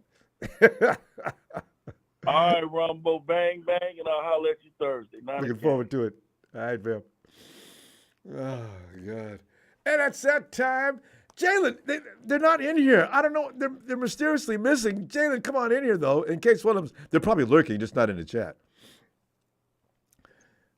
Cliff got the boot. Pete still chewing on that goop. And Sean McVay play call like poop. Yeah. It stinks. Mm-hmm. What's up, Ron? Jalen, in fact, I feel a little, Jim Everett. You guys can still play with us. I mean, we don't mind because Jalen has to have you to talk about to make me laugh. Jalen, man, we're looking at the fact that nobody is respecting Brock Purdy. That blitz record set against the 49ers was meant to take Purdy off and shake his game. He endured that. And now I'm thinking to myself, how long is this going to go on? And the Cowboys, I figure they're going to be a little smarter because what's his name? The coach over there has got a little better sense than that. But I suspect the Arizona Cardinals actually, I suspect the Cardinals. See, I'm not taking the Cardinals light. Yeah, Ronbo. Shabazz, shout out to my fellow Michigan Shabazz. I'm pretty sure, Ronbo, up until last year, when we didn't play Kyler Murray, those two games, Kyle Shanahan had a 3-7 record versus the Cardinals.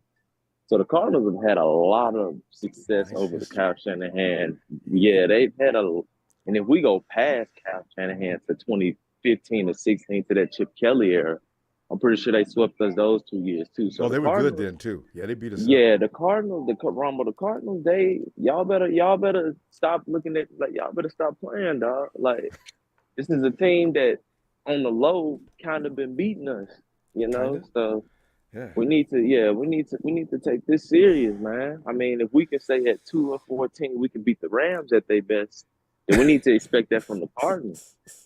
Like this is a divisional game at the end of the day. It ain't gonna matter who out there. You saw in the comparison. Oh my God, that's yeah. frightening. I mean, Ronbo. Nobody but us. But they beat the Cowboys though. Ronbo, you saw in the playoffs last year. You had two backups, the Ravens and the Dolphins, play the Bills and the Bengals, and both games went down to the wire because it was a divisional game.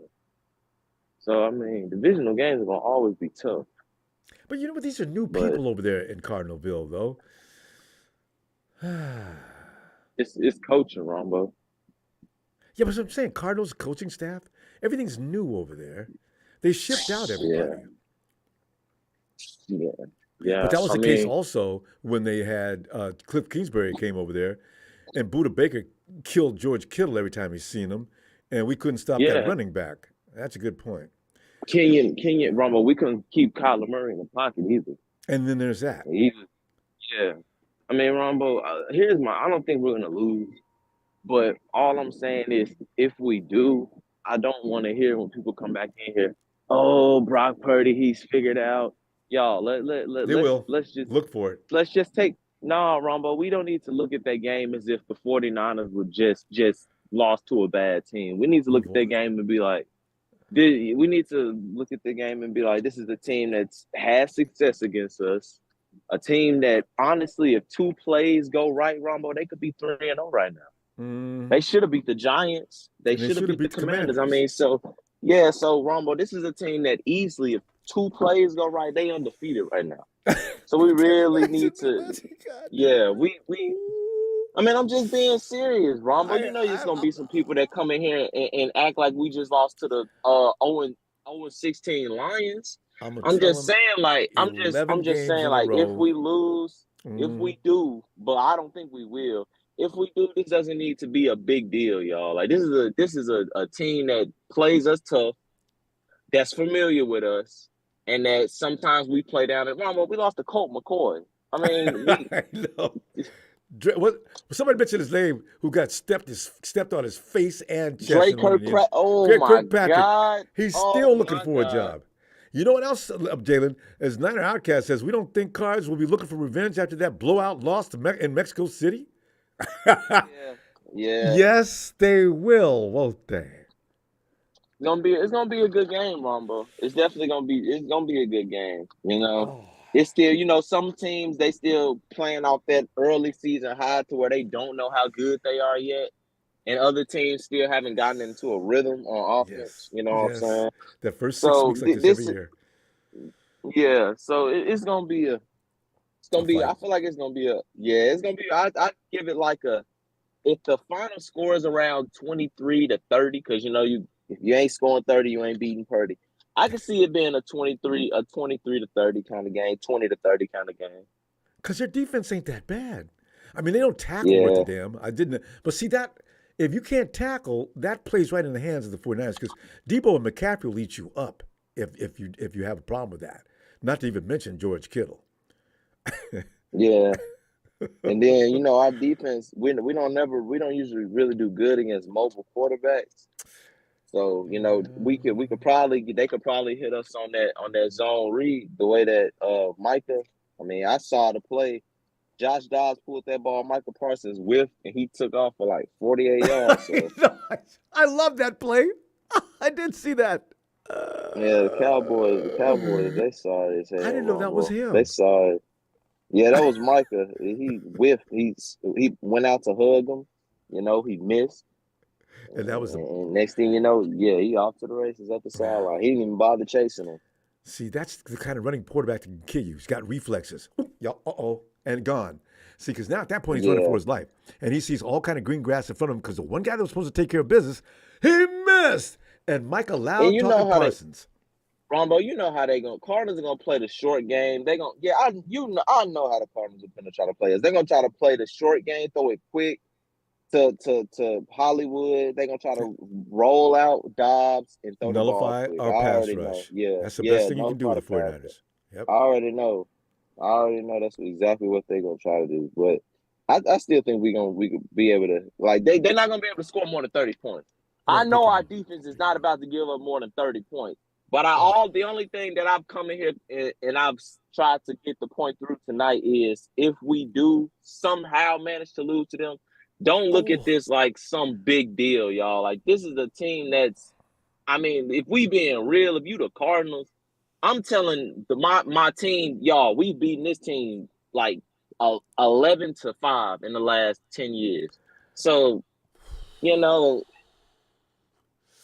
this shouldn't, you know, they don't look at us like the big bad Cardinals, the big bad 49ers like the Rams do. They don't. They say, we got red on, y'all got red on. What's up? Yeah, like they don't.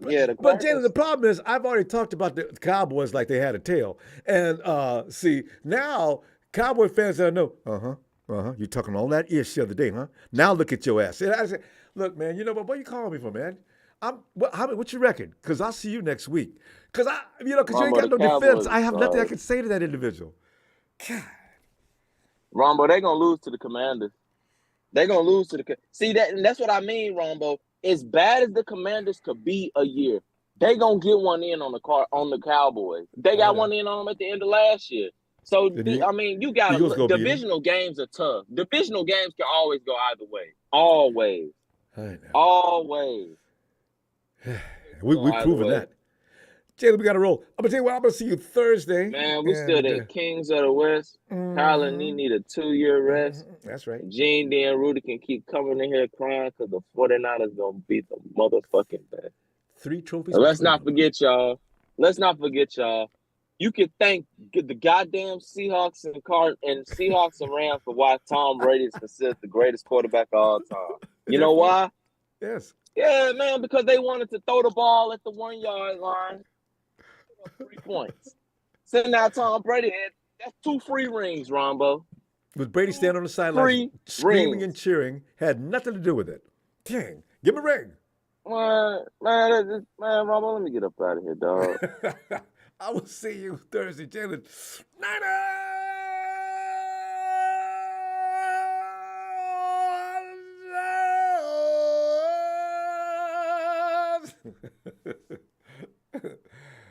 Oh, good. Charles, would you please come on in here and let me tell you about Demo Lenore? He is one of the league's best. I don't know about all that. Oh, yes. I don't know about all that. It's true. He leads the league in tackles.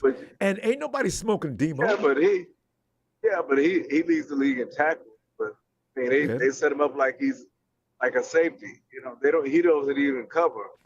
He just sits back in the zone and comes up and he makes tackles. That's easy. Charles, he's got an INT. Well, he's got an INT, but it wasn't a coverage sack. It's too early. Well, it was a coverage sack. I remember. Yeah, it was. I remember. They threw it over the middle. And then he accelerated. Exactly right. He like he's supposed to do. Yeah. Anticipation. Quarterback's best weapon is his ability to read and react. Yeah, but he's not. I mean, you can't put him on an island. He shut down a wide receiver. They ain't gonna do that. No. And in fact, this is Coach Wilkes' system. He doesn't want those guys. Wilkes acts like he does not want anything to do with man coverage. At least Demo used to at least have a hybrid system where it would shift sometimes from zone to coverage, man coverage, but not Wilkes. It's always that way. He may change later on because somebody may say something to him. If we got a turkey over there in the other team, Coach, let me have him. This quarterback don't know what the hell he's doing. I can take him down, Coach. Now as a quarterback, you need to tell your coach if you got a fish or not, So they might get to that point. Well, Wilkes is that kind of dude where you don't question him. He's like that dude that's been around for a while, man. I know what I'm doing, son. Do like I tell you, dude, we'll win ball games. You can tell he's that way. Hey, but you know what? They're gonna show how valuable. They're gonna show him how valuable he is when it's time for his contract to come up. Demo? When it's time for his contract to come up, they're gonna let him go. They're gonna let him fly off in the wind because he's nothing special. So Charles, you can stick to your guns, ain't you? You had a pretty good year last year. Oh yeah, because if Luda Jr. would have been looted this cornerback position and taken it from Diamondor Lenore. Not yet. So he would not have yet. I say he would have been. If he would have started training camp, I don't know what's going on with him now. They just won't let him play. for whatever well, reason. he's got to heal up.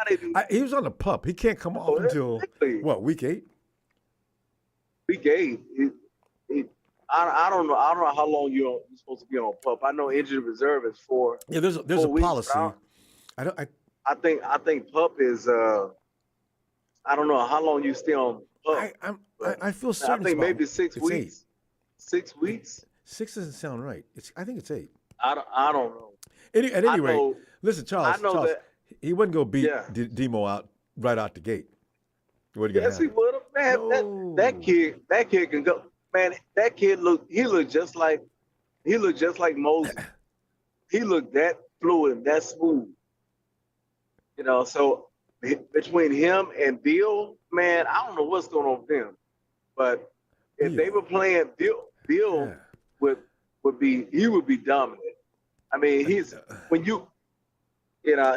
fast, man. That cat is fast. He's too light. As lightning. Yeah, he's got to gain. I don't think so. He's got to gain some size. I don't think so. What is it? 240. Who's the player that we had? Who's the player that we had last year that was that we got from the Rams?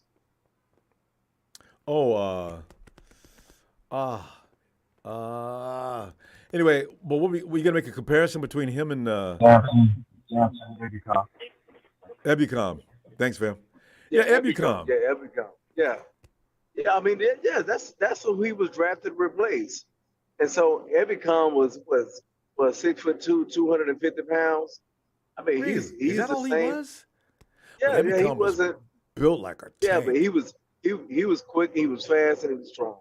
Dude was strong. But yeah. I mean, Bill is the same way. He on Madden they have him rated. They have his speed rated at 90. Charles, you give too much credit to rookies. See, because last year we also had Drake Jackson, who's still trying to find his way. Now, we haven't seen Drake in 2 weeks, but these guys aren't going to just come in and take a veteran's job. It takes a minute because the league is new to them. It's too fast. But it didn't take a minute. But it didn't take a minute when Diamador Lenore and Thomas, when they were drafted, they played the very same year. So I don't. Well, yeah, but it took a few weeks into the season, though. Especially Demo. Who went down for Demo to get to play? And both of them had to wait till the veterans got hurt. Verrett went down, and I think that brought Thomas in. And Demo, I'm not sure why he came in, but they didn't start off taking them vets down. You know, they came in and earned the spot. They were on the active roster. Well, yeah. We can't even get Luda. Like I said, when Luda comes in, he's gonna get on that field and he's gonna hold up that cornerback position. He would have already had it. He would have already had it if what he school? wasn't. Hey, Charles, what school did Luda go to? Is he from Penn State? No, he's not from Penn State. Yeah, and by the way, you said Penn Zaire's State. From Penn State. Where's Luda from? Zaire. I don't know. Some small. No, because I'm small wondering, school. But your confidence in him makes me think you've been watching him before now. Well, I mean, I saw Mosley. I saw Mosley, and I see the way Mosley moves, and he reminds me of him. And so they picked him where they picked him for a reason. They picked him because they believe in him. Yeah. And so I was so happy when they picked him because I said, he's a real one. No. Remember, they also believe in Solomon Thomas and Dante Pettis, Reuben Foster. These guys will go down in my memory forever. So you got to be careful. Yeah. I don't remind me, man. As much hope. I was so excited. CJ I was so angry when they picked Thomas, and then I was so excited when they picked Foster. When they picked they traded up. I lost my mind when they picked Foster. I agree. I was so excited, but then I was like, okay. I still kind of felt uneasy, but I was still excited. I didn't have no one. I just thought, we struck gold. Now we got Reuben. Oh my God, they were Bama King. Oh yeah. You saw his highlights. I watched. We saw his highlights. Exactly. We were like, oh yeah, One man. of the few guys that I watched on highlights of college players. Because we saw him as a Patrick Willis 2.0. Oh, him and Navarro Bowman, they was just go tear things up. I just knew it. Oh yeah. We didn't get it. Yeah. Ruben doesn't have good sense when it comes to women. Who would have thought? God. I Man, know. we gotta go though. I'll see you Thursday. And Josh, don't make me wait, man. Because I'll be looking for you every time Demo has a good game, which has been every week. We really didn't get a chance to talk about the Cardinals. But I guess we can talk about them. We can talk about Thursday because I'm gonna be taking scores on Thursday because I won't be able to make Friday. So yeah, all right. All right. Love you, Ronbo. Give me a shout out. Love you back, fam. Niners!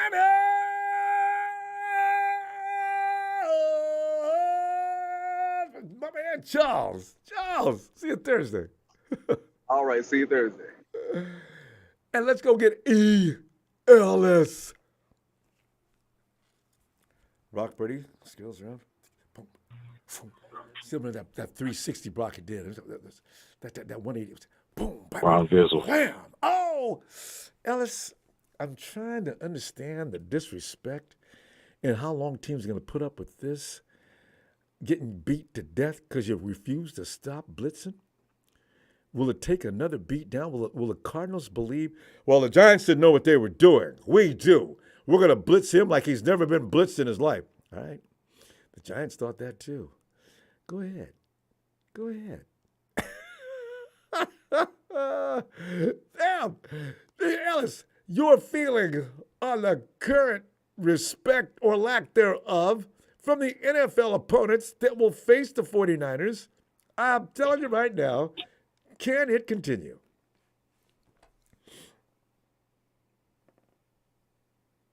Yeah, absolutely. All right. It can. It will. Elaborate. Just because getting punched in the mouth sometimes ain't enough.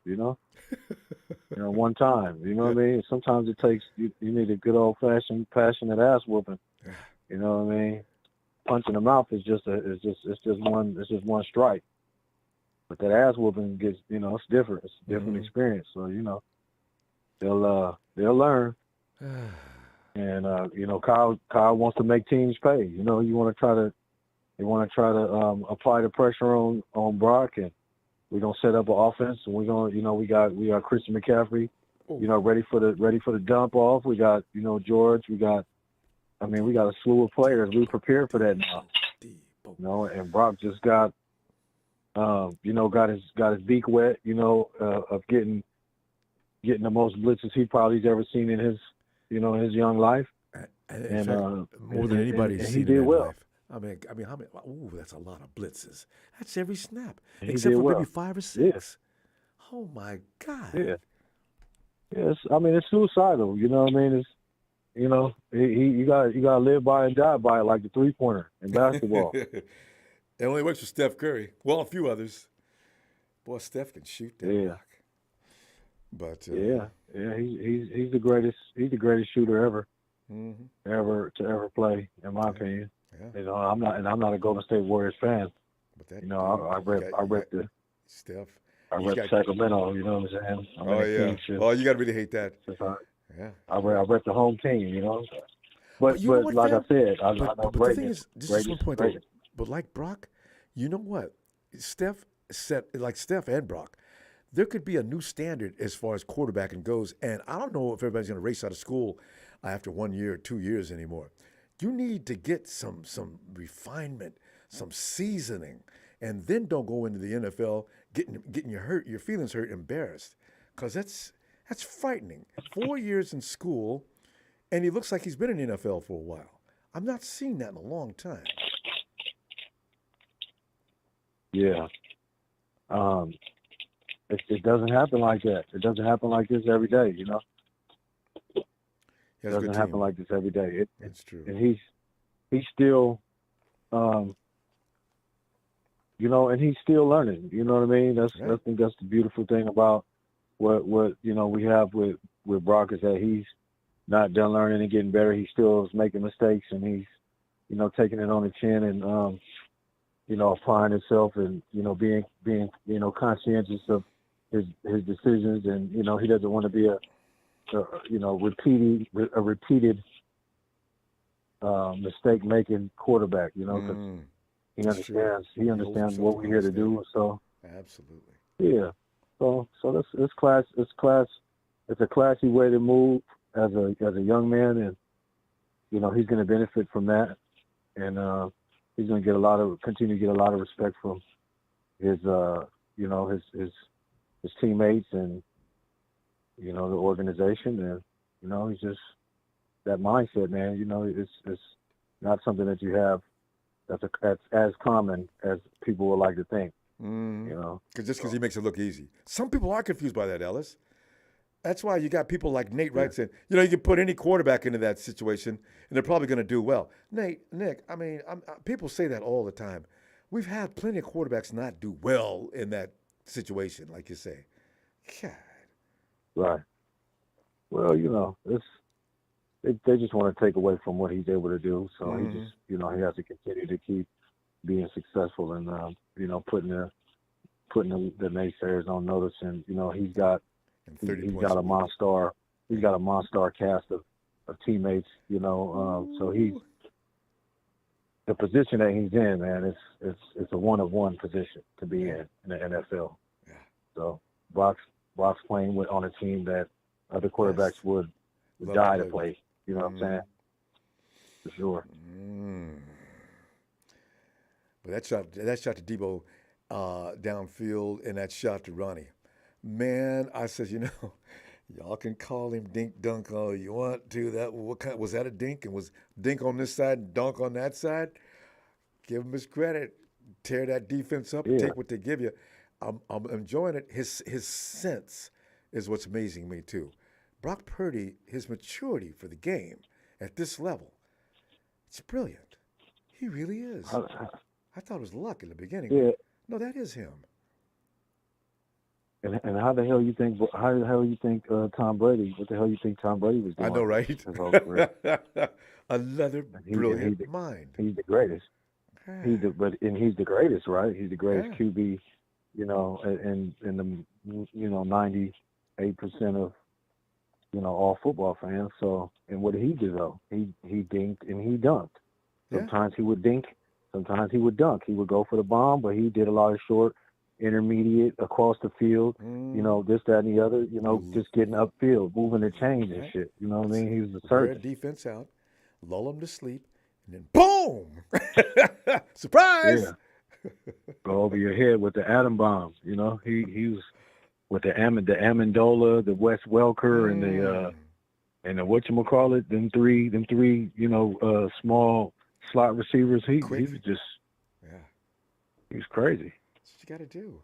In today's NFL, that's what you got to do. And Ellis, you notice how many teams are adopting that now? Except for Josh Allen, he still cannot get over himself. But look at his pick rate. It's only a matter of time. Keep going deep downfield. Defenders nowadays in the secondary, they want you to try it. You got to set that up. So yeah, you reach, I teach. You reach, I teach, man. I like that. So, that's what we used to do in basketball, man. You reach, I teach you. Yes, you know what I'm saying? Leave your arm reach right for the there, ball, so I I'm go gonna right teach around you. Right. Oh. How's it gonna go? Hey, I'm gonna tell you, I'm gonna look for you Thursday because we're gonna be able to fight. So get that score ready, and I give everybody a chance to think about it. Don't give me scores tonight, guys. I'm telling you, because you gotta think about the Cardinals for a minute. I ain't gonna play no games. I'm scared of them Cardinals. Yeah, the Cowboys ain't that good, but they beat their ass like that. What? Oh, we'll see. Yeah, they feel better. The Rams probably feel better because they didn't. He kicked the field goal. What did Sean do? He kicked the field goal and shit, so they only lost by 3 points. I know he felt like he accomplished something still. He does. Rudy, hold on. I got this huge L I want you to hold on to for a minute, okay? And I'll come get it back, maybe never. Anyway, y'all know where you at, man. Hit that like, subscribe. Wipe your feet, and shout out to the faithful out there, man. Thank you, Brother Ronbo. back to That's give always and say hello to that squad for me. So I'll see you Thursday. Yes, sir. Appreciate you. Peace. And Jimmy, I'm gonna tell you. All right, Jimmy, come on in, man. Well, it's a big show. Oh, it's a big show on tonight. Show. What's up, Ramo? Can you hear me okay? I can hear you clearly, show. So give me some show. Oh, you can hear me? Yeah, I can hear you. Can you hear me?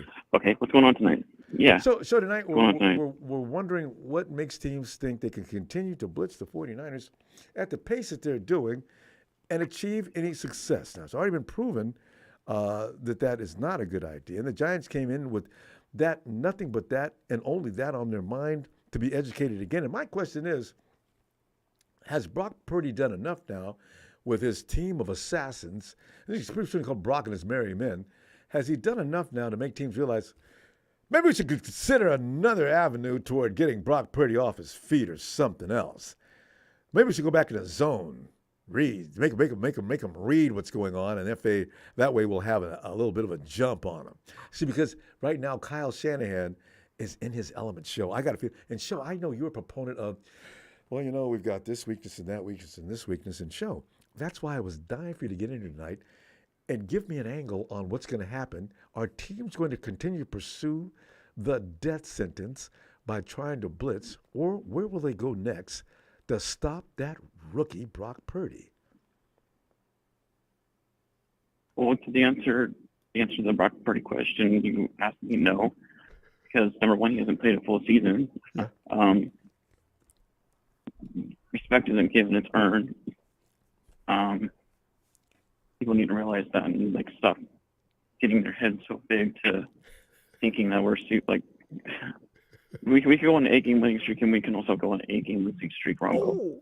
Oh. That's happened before. Not in a long time, though. I'm trying to remember the last time we went on an 8-game losing streak. But yeah, people need to understand that, this league, everything that goes sideways within a second. I know. A split second. Yeah. Ask the Jets. Ask the Cowboys. That ask they us did. in the Twins. They didn't see that coming. Ask us in the NFC game last year. That is still a sore spot, Show. You had to bring that one up. But that had nothing to do with playing. Year. Yeah. Ask us last year when we lost all 4 freaking quarterbacks. That's got to be a first. I mean, I think it was. Can we achieve success? Absolutely. But let me ask you an honest question. Since Christian McCaffrey has gotten here, have we scored 30 points or more? No. Since Christian McCaffrey has been here, have we scored 30 points or more? Yes. He is the MVP of our team right now, Ronbo. Well, we did against not Brock Purdy. We did against Mexico. McCaffrey was with us. He was with us that night. Yeah, I think that was against the Turtles. Well, 30 points, yeah. Chris, I've been telling people that Brock Purdy's getting maybe a little bit more love than he should get. I mean, he does have Christian McCaffrey. Yeah, Brock Purdy. Yeah. We need to pump the brakes on Brock Purdy right now. This is Christian McCaffrey is carrying this team. Without him, we're done. Well, we're not scoring 30. Brock Purdy goes we might still be winning. Mr. Irrelevant. Yeah. I mean, and that goes for any quarterback. This is why we're screaming at Shanahan. This is why we're screaming at Shanahan to give fucking Christian McCaffrey a break. Yeah. You are running this dude to the ground. Thank you. We fully agree on that. So just pump the brakes on Brock Purdy. You like that dude that falls for that girl real hard and then come to find out that she doesn't like you at all and you get depressed. That's you and Brock Purdy right now. You are sold on him. I'm not sold on him. Listen, the thing is, though, Show, he gets it where it's supposed to go. And in Kyle Shanahan's offense, I understand that. Mainly what your job is. But also, you don't have to be a glorified quarterback. You don't have to carry the team. Just get the ball to the X's so I can win. And they'll carry it from there. He also needs to get down those overthrows because those overthrows become very important in the playoffs and also in the regular season games where you need your quarterback to carry you. if Well, you know, like you said, though, if I got Christian McCaffrey, all I do is say, listen, we're going to uncover McCaffrey on several different plays. We're gonna listen. Just get the ball to Christian, and we're gonna work. We work on that in practice. This is what you're gonna do. So McCaffrey, he ignites that offense, and that's all you really need.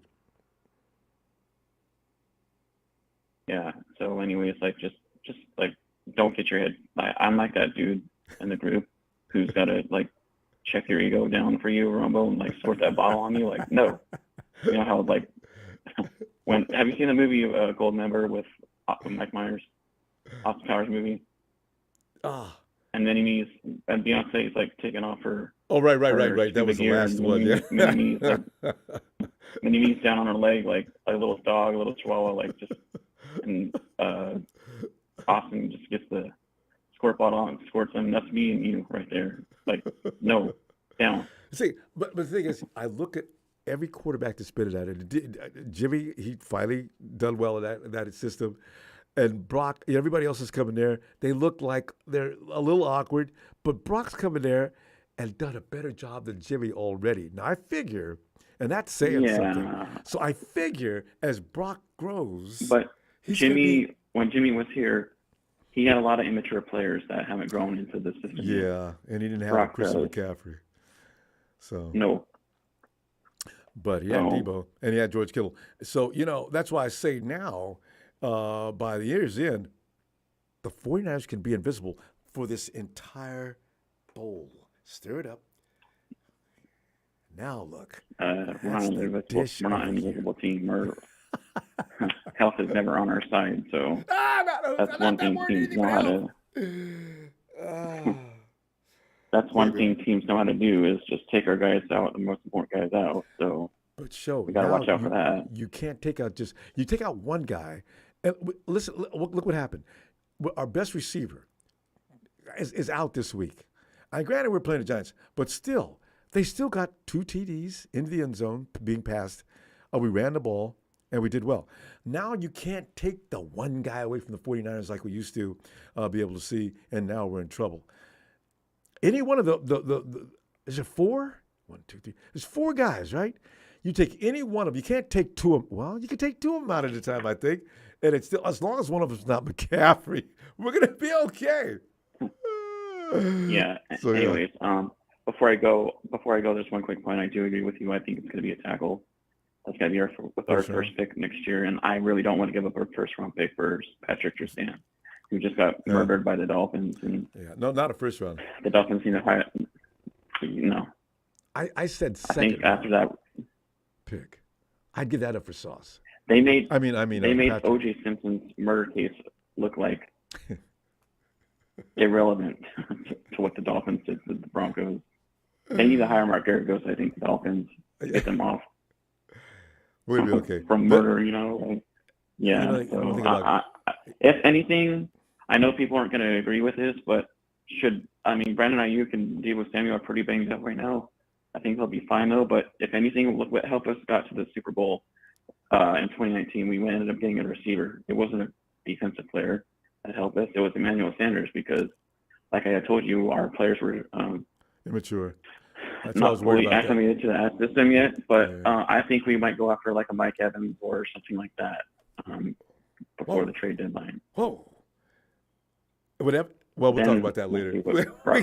We'll see what Brock Purdy can do. So he'll be fine. That much. Anyway, so always a pleasure. Always a pleasure. I'll be back Thursday. That's what we do. We go after veteran players before the trade deadline. That's right. But I still like Patrick. But we'll see. All right. Oh yeah, absolutely. But I don't think they'll get rid of him. All right, shout out to everyone. All right, night show. Hey, Thomas. Hey, Ronbo, do you mind if you give me on the next call? Okay. All right, I'll be back in a minute, sir. Okay, we'll be back. It's the Dark Brother has arrived. Dark Brother, DB. Ronbo. DB, hey, man, I was just wondering. Ronbo, I was just wondering. Yes. With all these teams in the league, like kind of needing a quality, experienced starting quarterback, I wonder how much Sam is worth. You know, let's say we put him on the market. You know, No. how much can we get for him? No. Who you gonna get? Who's gonna be our backup quarterback then? You know what? I think that kid, Josh Allen. They were saying high things about him. You know, Brendan? No, not Josh Allen. Brandon Allen. Yeah. And then they just signed another kid that was that was from Notre Dame. You know, he did real good stuff in college. You know, he just went to the wrong professional teams. You know what? I don't like that idea. I like because Darnold's getting a lot of flack for his past. I think Darnold will probably be fine with Shanahan. I know, but there's a lot of desperate teams. There's a lot of desperate teams out there. I don't want us to be desperate. If something should go wrong, and you know how we do, don't say it, but you know how we do. I don't want all of a sudden, okay, who's the backup? Oh my God. You know, as easy. Let me put it this way. Do you think he's worth an all-pro left tackle? Who's going to give you a left? Can we trade him? Wait. DB, you think somebody's going to give you an all-pro left tackle for Sam Darnold? Yeah, you can't think that. I think some team are so desperate for a QB. I guarantee you. No, it's not going to happen. The Jets, you got poor old 80-year-old Joe Namath coming on TV now. Yeah. Complaining that he can't watch this kid anymore. You know, he's given up on Zach Wilson. Oh no, Zach's really annoying. And he looked good a little bit, and then all of a sudden he turns to poop in the middle of the game. Zach, you know you were doing fine. Why don't you just keep doing what you were doing? You can wait till next week to look bad. Yeah, all right. He's very strange. He's not learned a thing. You think Salah would try to save his job if he can by trading for Sam Darnold and then maybe giving us one of his quality offensive linemen? You know, nobody's going to give up a good offensive lineman. Good offensive linemen are worth their weight in gold right now. You can't find. There's not enough. There's a lot of defenders, but there's not enough offensive linemen to go around. You don't give up a good offensive lineman. They might have a good enough backup. No. They might have a good enough backup to plug it in. DB, let me enlighten you. They're struggling with their offensive line themselves, so you're not getting anything from them that's worth a damn anyway. You have to look elsewhere, not the Jets. All right. What about who else? Who else is in need? I'm trying to tell you, there's just not that many offensive linemen that are that good that aren't working. That's why I keep saying, you know, anytime any kid out there that looks like you're going to be a big, strong kid, be an offensive lineman, and in 5-10 years, whatever it is, you're going to get paid. There's not enough of you. See, because I'm saying there's not enough offensive linemen to keep up with the defenders that are coming in. The defenders are the glory boys. The edge rushers get paid almost as much as a quarterback. Look at Nick. Look at a lot of defenders around the league that come off the edge. Quarterback gets paid a lot, and the antidote is the edge rusher. That's why he gets paid so much. And, you know, everybody else's salary falls in behind those two. That's the way it is. All right. What do you think about this? You know, Bufford, he was he was a tackle, right? Who? I think he was a left tackle in college, wasn't he? No, I mean, who are you talking about on our team? Yeah. Oh yeah. Oh, Burford. Why don't we move him out? Burford. Burford. Why don't we move him to the outside, and then switch McKivitz to guard? I think they probably looked at that, and Burford probably looks better. Burford's arms are not long enough, apparently, for the 49ers. Yeah, but I think he got quicker feet. That's what you need for a tackle. You got to be able to get off the line. Yeah, I can't have no answer for you on that. A lot of times, and you know what they always do? They pick out left tackles that are really good and make them right tackles in the NFL. So, you know, Burford's not going in. He's not leaving that right guard spot. They like him right there. And actually, McKivitz wasn't that bad for us when he played on the left side either a couple of seasons back. So we probably have to wait for him to grow. Offensive linemen don't come out of school very much, just unless you're that guy that came out of Notre Dame usually has offensive linemen that come out of their program that does a good job. Then you got the guy the Indianapolis Colts picked up that everybody wanted. This is just not an often thing that happens. Anyway, we did the right thing by shipping McKivitz out to Denver. I watched that Denver's game against the Dolphins. McGlinchey. Yeah, McKivitz was just terrible. He was just the same as he was for the 49ers. DB, we have McKivitz. They have McGlinchey. They have McGlinchey. Yeah, McGlinchey. Yeah, you said McKivitz. That's what I said. McGlinchey was the same as he was last year, but he's making $25 million now. And Mike says that's okay with me. It's almost highway. It's almost highway robbery, man. I feel sorry for those Walmart people. Walmart. Yeah.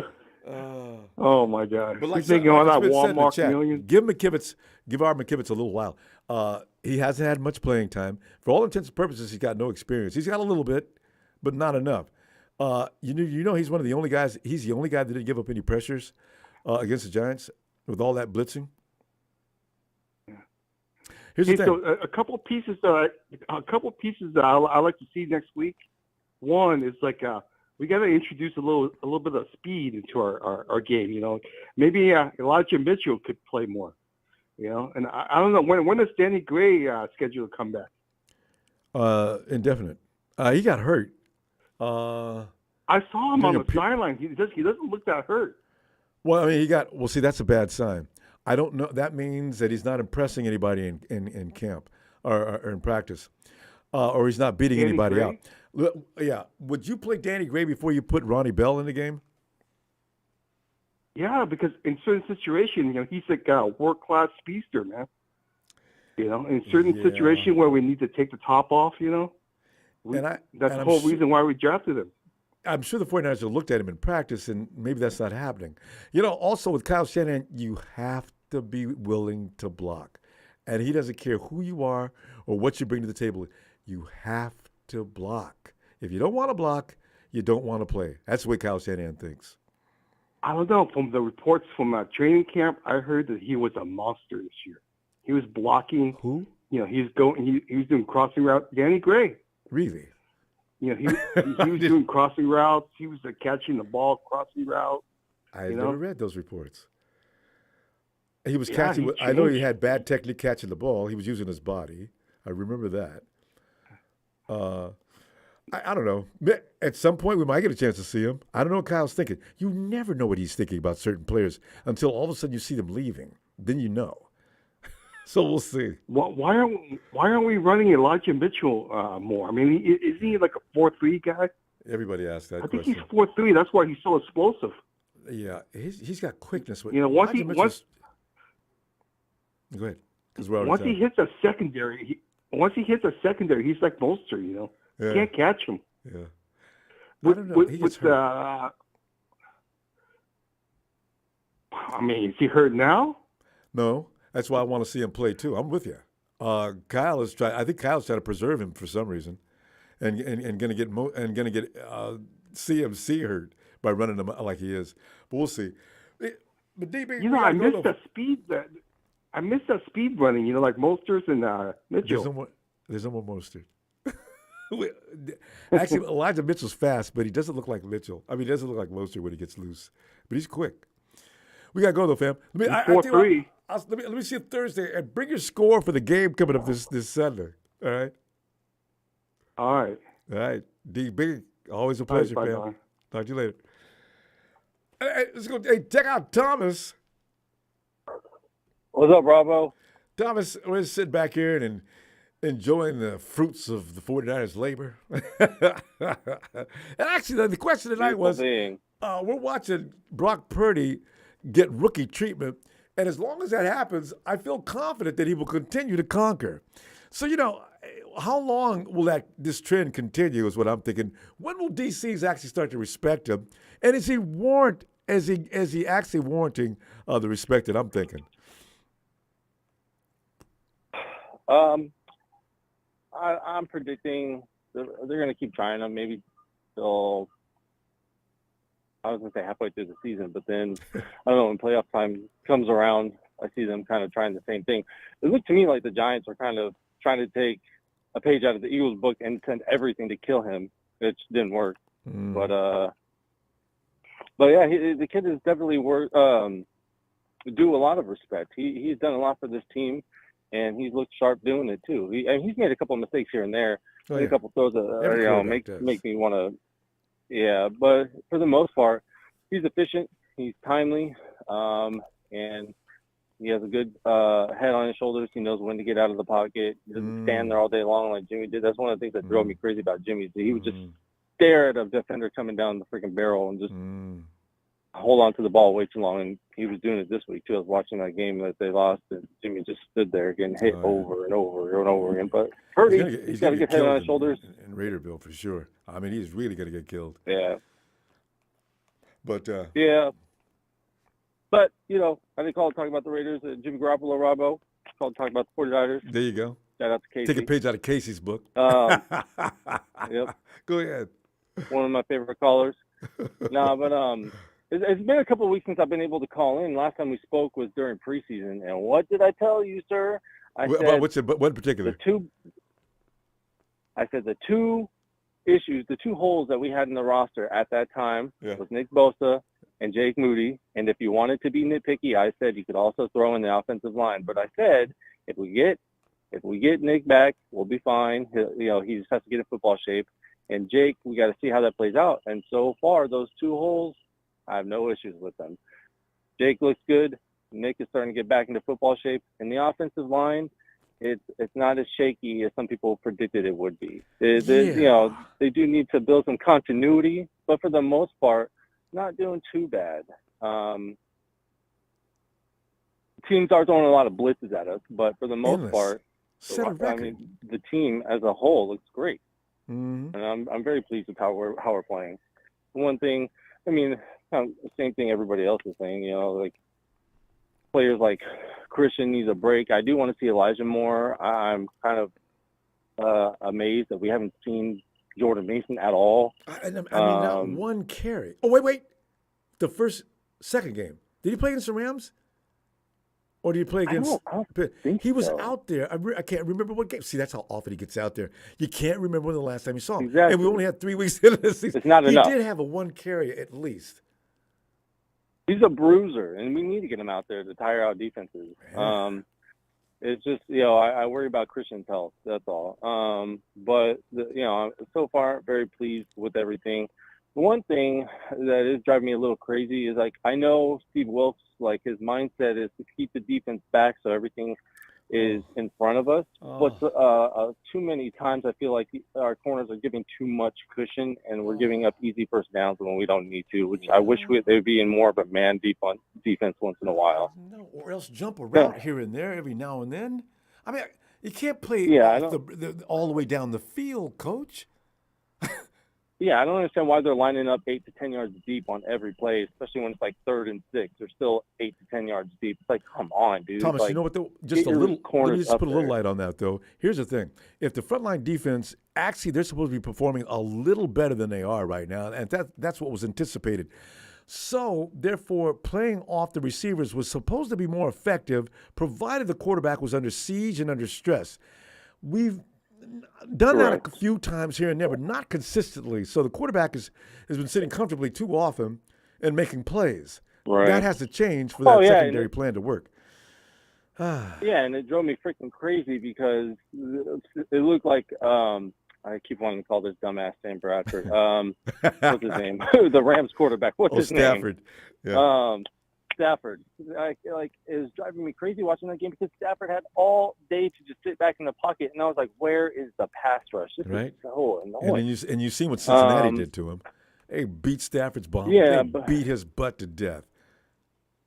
Yeah, that's beautiful. But I think as the season goes on, I see Nick starting to get back into football shape. I think that will definitely improve the pass rush, and the coverage will definitely start to marry as the season progresses, and everybody starts to build that continuity. But so far, I'm very pleased with the way the season's going. With our upcoming schedule, I don't know. I'm thinking about the next 2 games. I think Jalen pointed out, we got to take the Cardinals seriously because they have had our number a few years, Yes.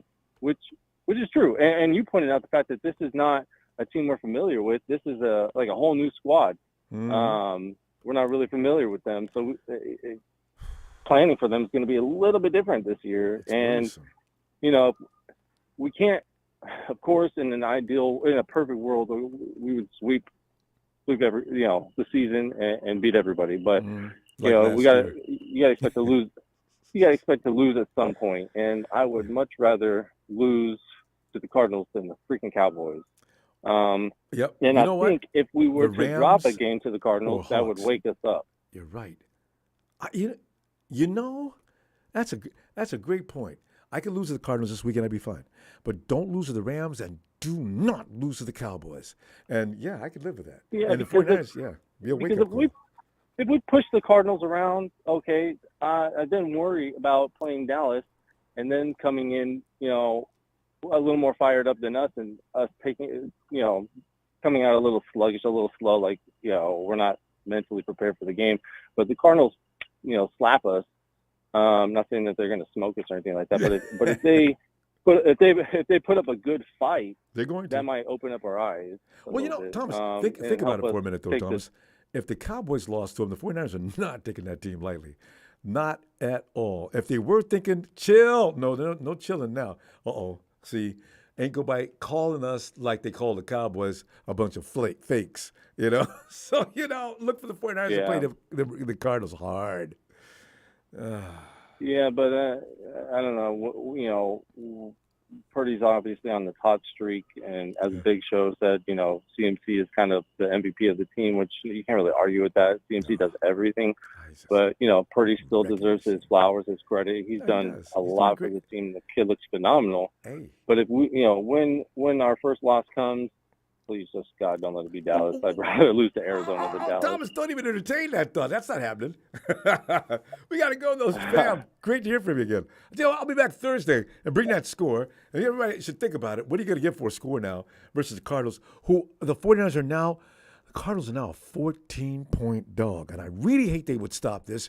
And somebody told me the other day it was 12. It opened at 12. So it's going to get bigger than that. Oh, man, don't fire the Cardinals up. That team is scary when they get pissed off, because there was a 10-point dog to the Cowboys, and look what they did. Went out there and they played their butts off. God, you can't inspire people. We'll be all right. we got a tough schedule coming up after the Cardinal game. We got a stretch of some tough games. So after the Cowboy game. I'm taking it lightly already. That's true. Micah Parsons will still be talking major trash, though. You know, they only lost because Trayvon Diggs wasn't out there, not because they're already saying that. Woo! Of course, they're Cowboy fans. They have every excuse in the book. What a joke. Hey, Thomas, talk to you Thursday. All right, Ronbo, have a good night. Shout out to Papa Dragon, Jalen, Tony from Australia, Casey. And you have a good night, sir. You too. Appreciate you, Thomas. Night, fam. Night, Ronbo. Micah Parsons. I can't wait to see. And Micah said he insulted the Cardinals after they beat them. Oh, please beat the Cowboys. I would love to hear what Micah's got to say. But, you know, we got to beat the Cardinals first. As Casey knows, Casey's probably already got his bets all laid out. Hey, Case. Ronbo, what's shaking, man? Did I just get a shout out there? Yeah, got a shout out, man. He even used one of your lines. Hey, right on, man. Called in to talk about the 49ers. Well, Ronbo, I called in to talk about the shout outs, man. How many shout outs do I have? No, I'm just playing. That's awesome, man. We talked about man, I think I'm taking the Niners in the under. The Cardinals looked pretty good against the Cowboys. They played a solid game. They had a good game plan. Damn. They played really good. Case, you know what? That's a good point you make, though. What is the game plan going to be? Because the Cardinals, that was a well-contrived and executed game plan against the boys. And then boys, they didn't know what happened. And we don't know anything about them people, just like the boys didn't either. Because I can't believe the boys are that bad. But they did look bad. Well, James Conner was pretty good when he was with the Steelers. Yeah, he can run. And they got this guy, Rondale Moore. They really surprised them. Yeah.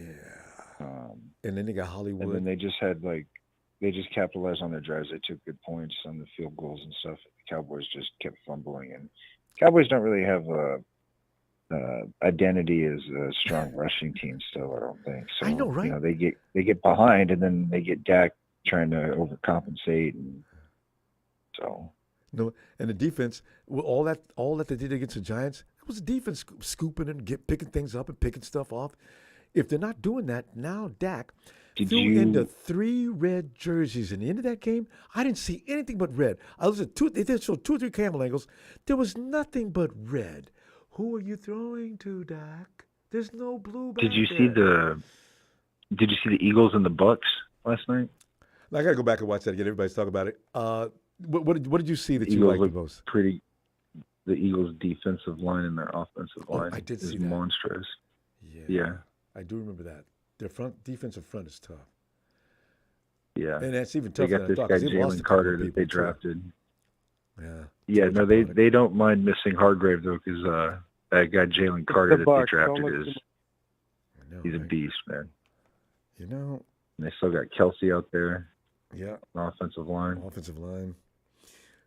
So it seems like it's pretty clearly the Niners versus the Eagles in the NFC Championship. But I don't know if Jalen Hurts stays healthy, man. He plays pretty crazy sometimes. You know, he still runs a lot. And he made it if through last. Jalen plays a full season, it'll probably be the Niners and the Eagles back in the NFC Championship. And it's our turn, damn it. And this year we got a yeah, and it's our turn to host it too. Let's see if the Eagles can beat us at Levi's. You know. Yeah. So. And you know what? The 49ers have no clear weakness this year. McGlinchey might have been it last year, as the first thing the Eagles thought about was coming around the right side. Why mess with Trent Williams and you don't have to? And Aaron Banks next to him is no picnic either. Jake Brendel is holding his own. We're coming around the right side, Niners. Here we come. You know? Yeah, Colton McKivitz is looking pretty good right now. I got a feeling he's going to be better by the end of the season too. He's learning. Yeah, I think so too. By the end of the year, they start really gelling and everything. But they've just got so much going for them right now that it's their year. They just got to stay healthy. Yeah. And, they'll probably play the Bills or the Dolphins in the Super Bowl, right? So no, it's going to be definitely. Oh yeah, you're right. I thought you said Dolphins. I would, Casey, if you could put that $1 bet on the Dolphins. No, the odds aren't that bad.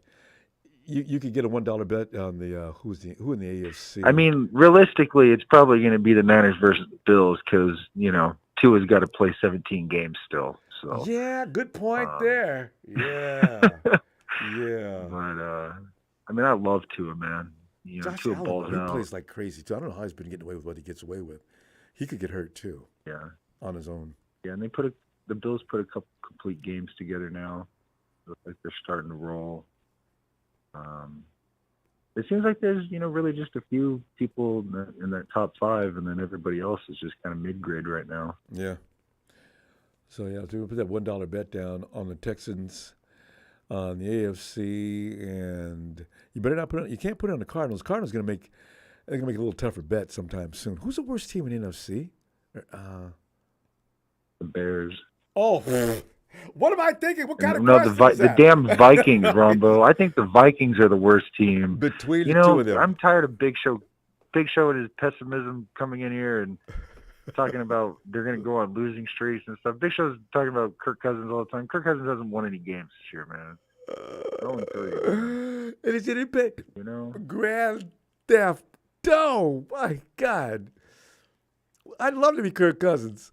I mean, you're getting out there and having a good time and dancing around with chains on your neck and having a good time. And your wife picks out all your clothes for you. You don't even have to be worried with that. It's really cute, Ronbo. I like the Brock Purdy approach where, he shows up looking like he spent $50 on his wardrobe and he just goes to work. It looks like Brock looks like a guy you see in high school. I mean, there's no GQ even a little bit. You contrast Brock next to Jimmy G, right? Beautiful looking guy coming in on the top of every magazine and fashion stand there is, right? And then you got cool Brock. Or Nick Bosa with the backpack on. These guys are still in school. It's funny.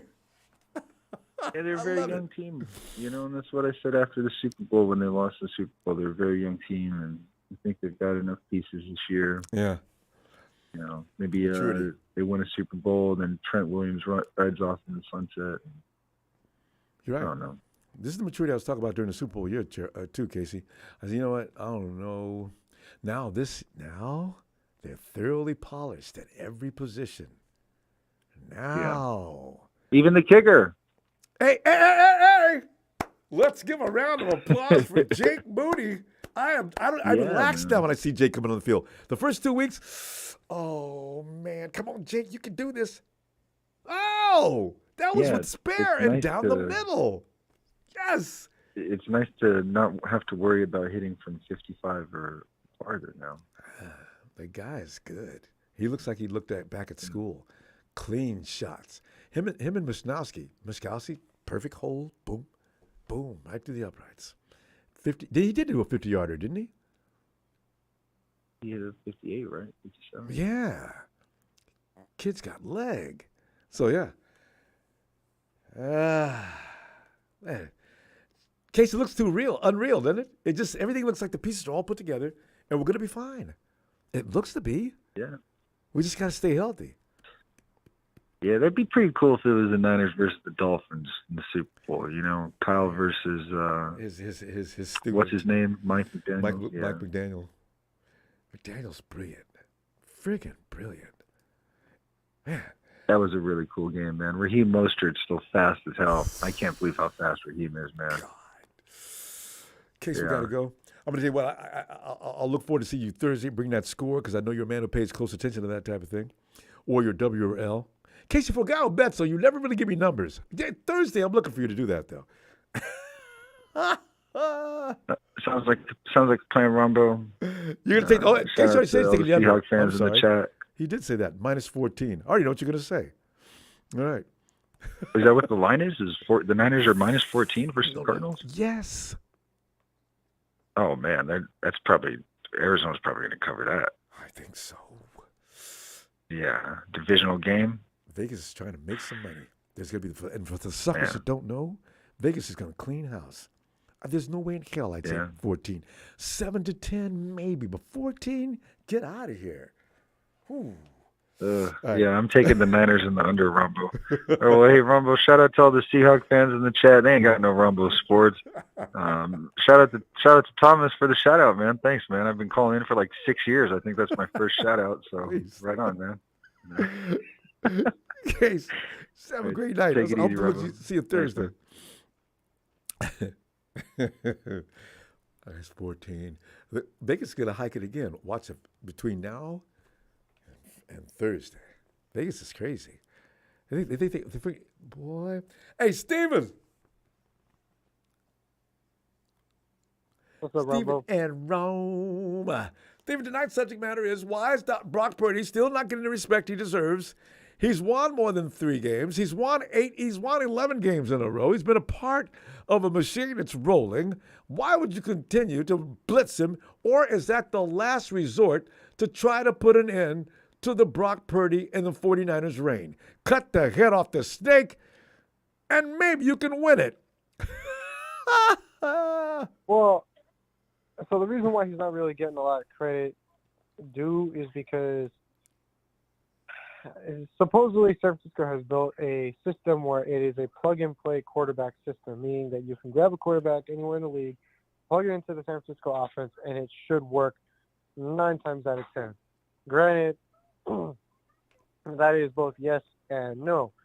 Yes, because there's so many offensive weapons. You could do jet sweeps, you can do quarterback sneaks, you can do air raids, slants with with any quarterback in it, because we have the offensive weapons for it. We have Brandon Ayuk, Juwan Jennings, Deebo Samuel, Christian McCaffrey, Elijah Mitchell, Jordan Mason, George Kittle, Ross Dwelly. I mean, the list goes on that offense. That's why he's not getting enough credit, because he could throw it anywhere down the field and still hit his mark every time. Very much like how what was it? Well, yeah, it's very much like how everyone said that Aaron Rodgers always threw to Devontae Adams. If Aaron Rodgers threw it, no matter where Devontae Adams was at, he was always going to catch the ball. It's the same kind of concept. Except we have like 10 people we can use, and Green Bay only had 1.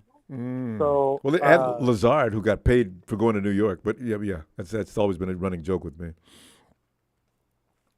But I mean, so I think that's the only reason why he's not getting any of the credit that's due is because too much armor. You know, the league sees it as, oh, the 49ers has built this super high-powered offense. There's no reason why a quarterback shouldn't be as good. I think the moment he wins, you know, a Super Bowl, or the moment he takes us back to the NFCG, I think that's when people are going to start taking him more serious. You know, if he keeps a clean record, or if he has a winning season, like I said, if the 49ers end up going all the way and, you know, sealing the deal with Brock, then I think, I mean, ideally, I think the entire league will just bow down at that point, because there's no point in trying to fight when the kid has a clean record in terms of interceptions. He has a perfect regular season record, throws for almost two to one touchdowns every game. Yeah. I He mean, just missed one game, you know, I think. and then he wins the Super Bowl. Just one game without 2 passing TDs. Yeah, and then I mean, if he wins the Super Bowl, that's it. He's considered probably one of the greatest quarterbacks, one of the greatest rookie starting quarterbacks to ever take the league, especially being dead last. You know, he'll be up there with Brady. That's, I mean, maybe I'm shooting, you know, a little too far to the moon, but no, I mean, hell, Brady was last. Scriptwriters are already writing that script right now for that movie, guaranteed. I wonder who's going to play that part, the Brock Purdy story. I mean, I don't know. Probably Brock Purdy, because he's young enough to do it. But, I mean, you know, the football players are probably not the best actors. But, you know, that's going to be a pretty funny. Who would be? Well, it would have been Tom here's Cruise had he been younger. Cruise would be perfect. I don't know who else. Or hell, even young John Harbaugh. Shit, John Harbaugh now can still do it. Because him and John Harbaugh, I don't know if you noticed, but they look kind of similar. I gotta say, who is this actor, John Harbaugh? What has he played in? Oh, John Harbaugh? I'm talking about the Ravens coach, Ronbo. Oh, hey, you know what? There is some resemblance, isn't there? I thought you could find an Hollywood actor. But I mean, the subject of the matter at hand, Ronbo, is if Brock ever, you know, goes all the way and we win it all the way, I mean, he will be. I hate to say it. I mean, I might be shooting my mouth off here, and probably some people will disagree. But I think he would be more praised, and if he continues it, he'd be more praised than Joe, which is almost sacrilege as a 49er fan. Well, he would definitely be right up there with Steve immediately, because Steve only won one time, and Steve went through some lumps and bruises too that people never talk about. But you know what? That would be exactly right. And don't let him come and win two. Now he may remove Steve from the number 2 position and put himself there, because Joe with 4 is always going to be on top, unless, you know, Brock changes that. But still, you're right. The pecking order would definitely shift. Yeah, so I think that's what everyone is really waiting for, is to see if he really can be it, or if he's just here.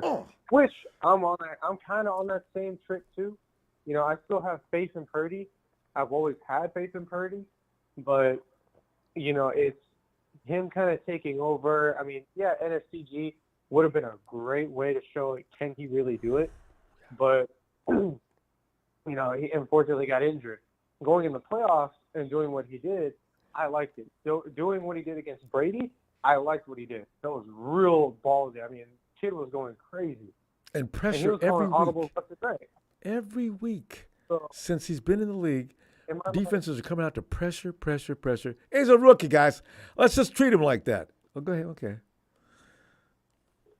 Well, in my mind, like I said, I kind of agree with them, kind of don't. I've always thought Purdy was the truth, but I kind of see where the skepticism is coming from, because it's like, okay, now this is a real deal. He's got 17 games, not including post games, so we'll see what he does. But if the 49ers stay healthy and we roll through the Cardinals and we roll through the Cowboys, Eagles got a fucking problem coming their way, and it's going to come barreling down. And I got to tell you, I'm more worried about the Cardinals than I am the Cowboys. But yeah. I'll put it like this. I'm not worried about either one of them. Well, no, I mean, if I have any worry. Yeah. Oh, well, yeah. I mean, but I'm not too much of a sweat for the Cowboys and Dak Prescott, because at the end of the day, Dak Prescott will always be Dak Prescott. And he's getting worse. Yeah, Steve, do you agree that Dak Prescott was better 2 or 3 years ago than he is now? Dak has mentally come completely undone. And you know what the worst part is too, Ronbo, is that they picked up Trey, and Trey is in the same position as he was with the 49ers. I know. He's third on the pecking order. That's shit. But If Dak fails, Dak's out of there. If Jerry Jones get a trade partner, Dak is leaving. So now Trey, all he has to do is duel with that guy that's already over there. And then what was it? On the Cardinals, Josh Dobbs. I'm not too worried about Josh Dobbs because that offensive line is not good. Yeah, they had a great team against the Cowboys, but that's because the Cowboys vastly overlooked them. I mean, yeah, but the Cowboys everyone blew up the Cowboys' head. Everybody. do And if there's one thing that's always been their problem is that when you give the Cowboys offense, defense, and coaching staff any sliver of confidence, it gets way over their head and they blow it every time. And I'm surprised the score wasn't as similar to Miami. So, I mean, But Steve, we got to stop. Hey, I tell you what, Thursday, Steven, bring that score back and continue with tearing down the Cowboys. I enjoyed that. But we got to go for now. All right, Ronbo. You and Rome have a great night. Good night. You too. Thanks, fam. See, there's Rome. Hey, see, this is what I was talking about too. How did the Cardinals' offensive line stop the Cowboys' pass? Okay, I'm gonna go back and watch that game again. I watched it, but I'm just shocked. Not at Dak, because I'm growing to understand. I thought Dak was getting I thought he was getting a lot of shots taken at him that were maybe some were a little over the top. You know, like Jimmy Garoppolo. Nobody remembers Jimmy Garoppolo for anything but his INTs. We won a lot of games with Jimmy Garoppolo, but those aren't the things that a lot of people aren't going to remember. Dak, the same thing. Dak's done some good things, but when I sat there and I watched him looking at nothing but red jerseys, and he threw it. 3 guys standing there, nothing but bright red, and the Cardinals' uniforms are bright red. There's no mistaking. And he threw it right to him, much like he did to that Jacksonville defender, that they were looking at each other. Right at him. Could Dak be having a nervous breakdown or something? Hey, here's a guy to ask. Hey, Tony. Ronbo, how you doing? Tony, there's some mysterious things going on. You may have heard me. I just talk about Dak. You know, I make jokes about Dak, but he's really not as bad as all the jokes are saying. I'm concerned the fact that could Dak be losing his mind? His confidence is completely gone. He's doing things that that's not him. There was nothing but red in front of him, Tony, on that last INT. Yep. Why did you do that, Dak? You know, when I see some quarterbacks throw INTs, Stafford, Jimmy, anybody else, they were throwing at somebody and the coverage cut it off. But Dak, there was nothing but red there. Dak's not one of those quarterbacks that throws to a spot like the good quarterbacks like Herbert or Patrick Mahomes. He's looking at the receiver. He was a fourth round pick for a reason, Ronbo. I'll just say that. I think Joe Montana. No, was Joe a 3rd round pick? Well, but Brady was picked up in the 6th. Yeah, I don't understand why Montana was a 3rd round pick, other than his size, because at Notre Dame he won. He did that comeback in the Cotton Bowl against Earl Campbell and the Houston Cougars. Yeah, it was cold. All that. It was because of his size. Montana knew. Montana was the first pick. I mean, Bill Walsh knew. His size. Yeah. And Bill Walsh knew, But Ronbo, I got some stats, not really stats. Well, stats. I found out today. It says when Dak threw the ball over 40 times in that Arizona game. You know that Arizona, they were talking about Diggs. Diggs had nothing to do with their loss. You know Arizona ran for 178 yards rushing in the first half. Right? I mean, that running back was just killing people. Yes. They were speeding them and powering them. Speed, power. I said, oh, is it possible that the Dallas Cowboys are like the Seattle Seahawks against the run? We'll see in the up and coming weeks. If they are, and you know what? You're right. If they are, do the Patriots have a running back? Where's the damn? Yeah, they got one. I forgot that guy's name real quick, but they do have one. He had 1,000 yards, but I don't know what Belichick's game plan or mindset is. Oh, you know Belichick. If you can't stop him from running, he's going to run.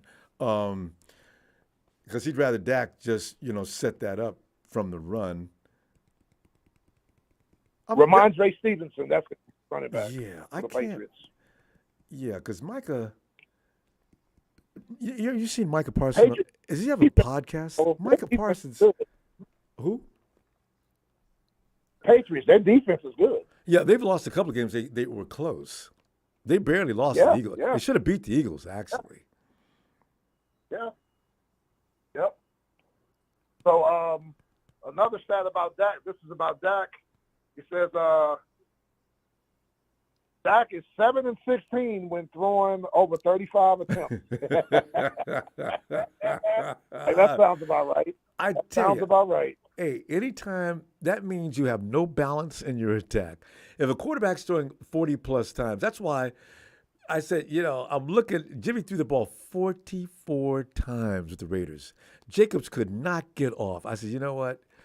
That is ask Josh Allen about throwing the ball over 40 times. Ask Stafford about throwing the ball 40 times plus. You're giving the defense a chance to adjust. Now they don't need to worry about the run. Just set back, send an extra guy in coverage, and wait. If it's in a shootout where both teams are scoring back and forth, but other than that, in a normal game, no. That's what frustrated me about Joe Burrow last night, Rombo. I know. You saw the game. They refused to run Nixon. I went to Burrow Twitter on that. I said, man, what? I said, you can. And then when they did, they don't have a run game, Tony. They just don't. They don't work on it. Nobody knows how to block. Mixon was running into nothing but humanity almost every time, except for that one jump cut he had to get that first down. But they don't run the ball. They pin on the Burrows to do everything. That's a formula for disaster. I do not think that's a good idea. That's terrible. That's terrible because just 3 short years ago, Joe Mixon led the entire AFC in rushing. See? Just 3 years ago. And they abandoned that completely. What if they could get that going and Burrow? Yes. That would help the passing. That would help the passing game if they can get Mixon going, man. That would have helped them in the Super Bowl. He had 74 yards in the Super Bowl. What did they do? They stopped running him in the fourth quarter. Yeah. Yes. They did the same mistake there. They depend on Burrow too much. Let him be as good as he is, but use him in a way where he can't not be stopped. They don't want to do it. And mix it up like you guys do. Mix up your run and your pass. That will help your passing. Damn right. And they know that. Oh, there it is. Hey, Ronbo, I was watching the game late, but it was early in the fourth quarter when Cincinnati was up 13-9 or 16-9, and the Rams had the ball. And I was just normal. The announcer was talking. Then the announcer says, tonight the Rams are 0 for 10 on third down. Ronbo, I noticed that. Yeah, he said 0 for 10. I said, not one first down tonight?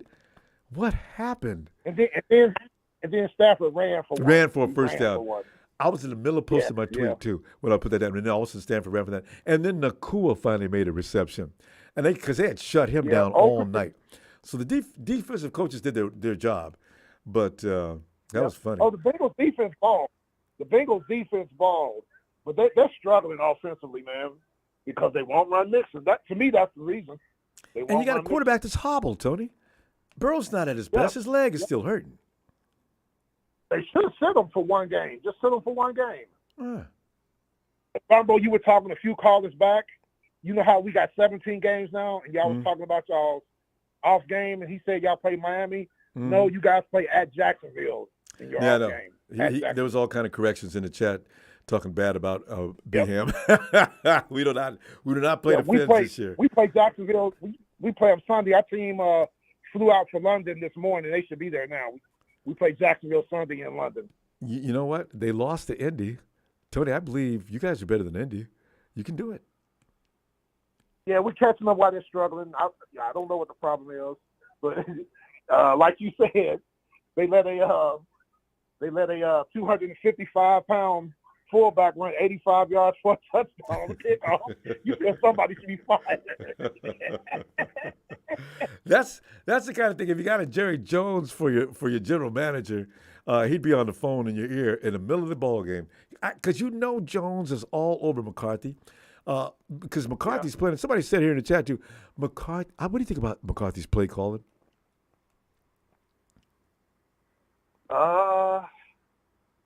They're not. They're afraid to let Dak throw the ball down the field, like we talked about on shows past. I don't know why they got Brandon Cooks back too. He was in that game last game. They got Michael Gallup. Yeah. Michael Gallup ain't the same that injury though, man. Because I like Michael Gallup coming out. I wanted him when he came out of Detroit. I said, you know what? Can 49ers please get that dude? That dude is hard to cover. He's all legs, arms, and legs. Tony, playing against guys like that, my whole thought was make sure I got position on him, because if not, he's going to out-length me. This is all there is to it. There's nothing I can do. I'm not going to be able to beat him at the peak of the leap. He's going to be able to reach around. Those guys are, I hate guys ahead sitting on nothing but legs and arms. Man, come on, man. God, that's Pollard. He ate us up. What was that year? Or not Paul, but what's his name? The receiver? Pollard. Michael Gallup. Yeah, Gallup. Because Pollard is the running back. Yep. They didn't even use him very much. Yeah, Gallup. Oh, man, he ate us up that game we played him that year. Well, you're right. I remember the Texas boy was in the chat for a little bit the other day. Houston, y'all talking about my team when we were hurt. Now, here you go with that excuse, talking about y'all hurt. Every team has injury. Texas boy, we don't want to hear that lame excuse. And you got one guy out. And who else besides about Trayvon? And like you said, it wasn't Trayvon that lost that game for him. I mean, they ran the football down the field. What Arizona did, they out-quicked them. They ran some reverses. Rondale Moore, their wide receiver out of Purdue, they drafted last year. He's fast, man. Y'all gonna have to cover him, Ronbo. I know it. That's why I'm not taking the cards. I'm taking the cards. Man, I'm telling you, look, I can't wait to tell people my score to get Ronbo, man. You got too scared now. Come on, man. I'm telling you right now, I'm just. No, I'm not. That team, I don't know how they did what they did, but they played the Commanders tough. Commanders ain't wimps. They played the Giants, and the Giants had to come from behind to get them. Lead on the Giants. Yeah, the Giants came back. The Cowboys didn't. They had a big lead on the Giants, yeah. Man, they'll beat you. Your team looked at film. Y'all seen the film. Well, we've seen enough now. Yeah, maybe. Yeah. And plus, Coach Wilkes is definitely going to want to beat the Cardinals. He's going to put his best work together this week, because they mistreated him just like the Panthers did. The comedy is coming. The Rams will only win one more game. Like I said in the chat, they will be 2-15. They sit with Arizona. And the Cowboys might win this week, but it's going to be the last time. They're going to lose to you guys. Chargers going to beat them, and that schedule's tough. Tony. Cowboys will lose games. But Tony, do you think the Rams can beat the Cardinals? I don't believe it. The Cardinals, they're going to beat them once. They're going to split. You think so? That's going to be their own. You haven't got a schedule. I got to look at the schedule. I want to know if the Rams have to play the Cardinals anytime within the next 3 to 4 weeks, they're going to get their ass beat. They play them in 2 weeks, I think. They play Indy. That's too soon. Indy's going to beat them. Yeah, because Indy's got a defense with Buckner, and Gardner Minshew is probably the best backup quarterback in football. Remember, Tony? I got the wrong team. I was thinking about the Hawks, who have no one-game stoppage. The Rams aren't that bad actually defensively. So I got to give them a little bit of credit, but not a lot. Those fifth, sixth, and seventh round and UDFAs are playing, ain't they? Yeah, they're not bad. Not bad. Yeah. I give that Rams. Not bad. Still gonna lose. Oh, Ronbo and the Rams. I meant to tell you this too. In the game, you saw the game yesterday. Yeah. Did you see when No Bloom was hobbling off the field in the third quarter? They lost a couple offensive linemen that had to walk off the field.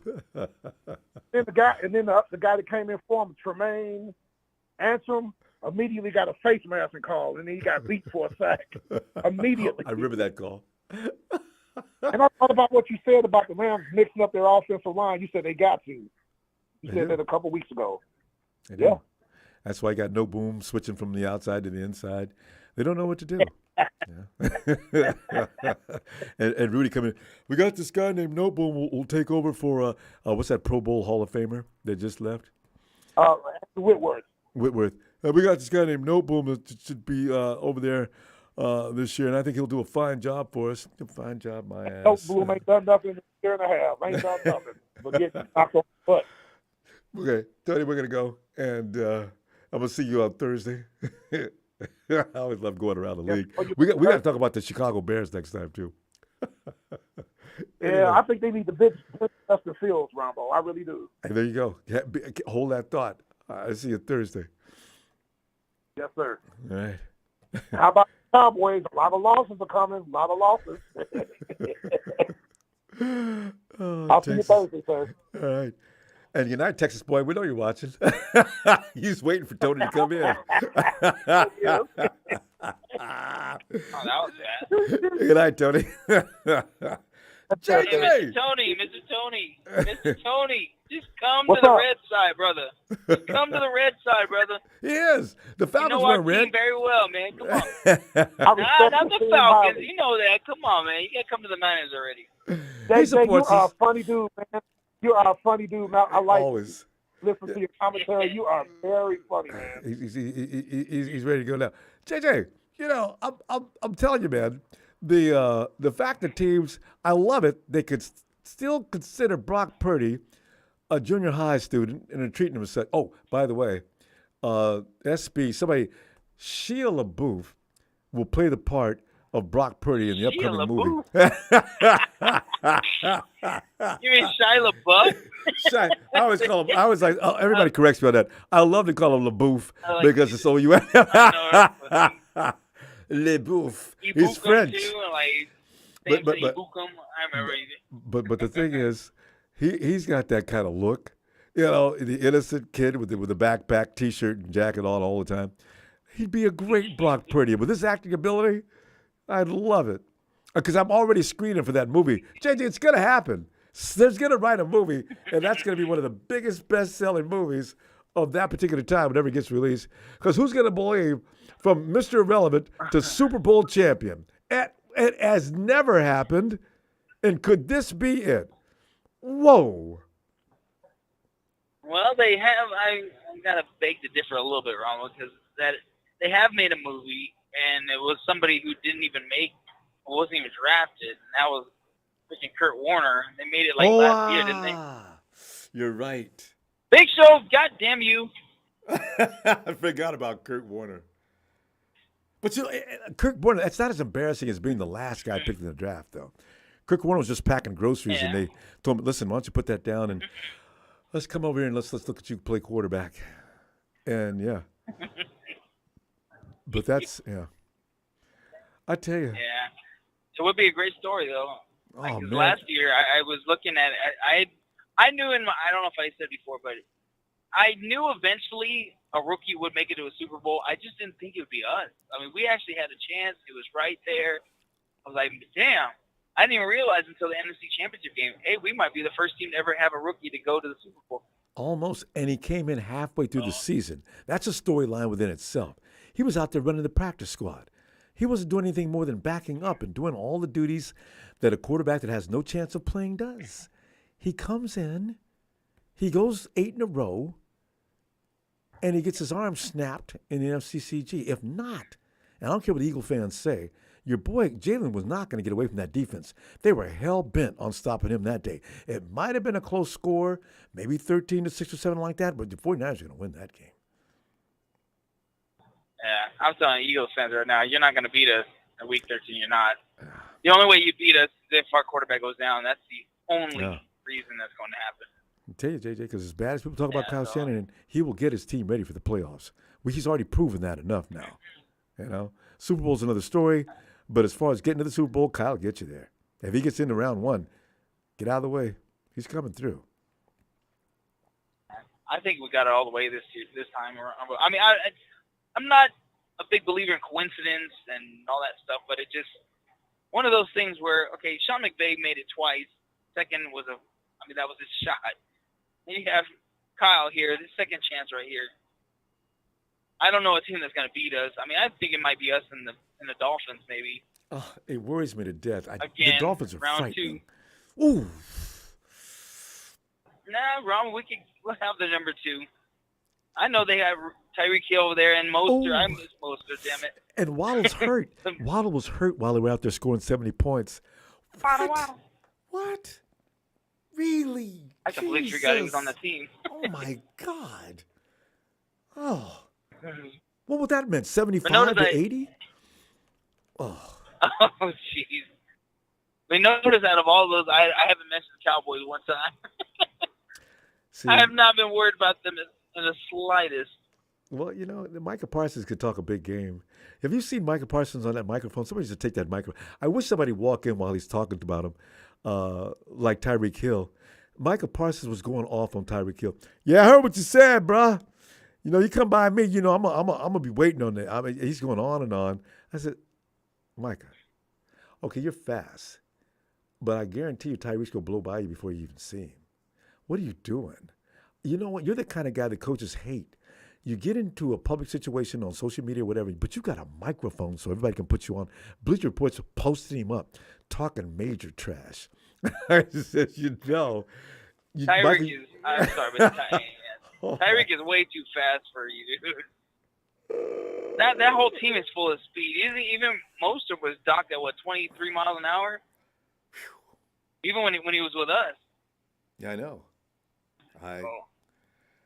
I mean, I miss Mostert, damn it. Jesus. Wasted money on his jersey.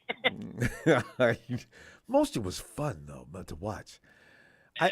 I can't imagine him making it through the whole season because injuries seem to come and find him, like a lot of guys on our team. But I just hope that he has to play either the Josh Allen. I'm not afraid of Buffalo. The Bengals. Yeah, I don't want to. You know what though? We can't. I ain't worried about the Bengals. We cannot count out.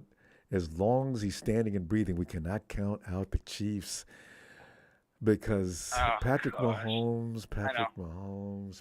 I'm screwed with the Brock Mahomes. God. Yeah, he does freak me out. I'm not gonna lie. I mean, did you see Tua try to take a page out of his book?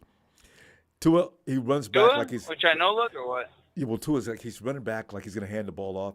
He throws his body was completely reversed. He throws the ball behind him. I guess they rehearsed that over and over. It pulled the defense completely out of position.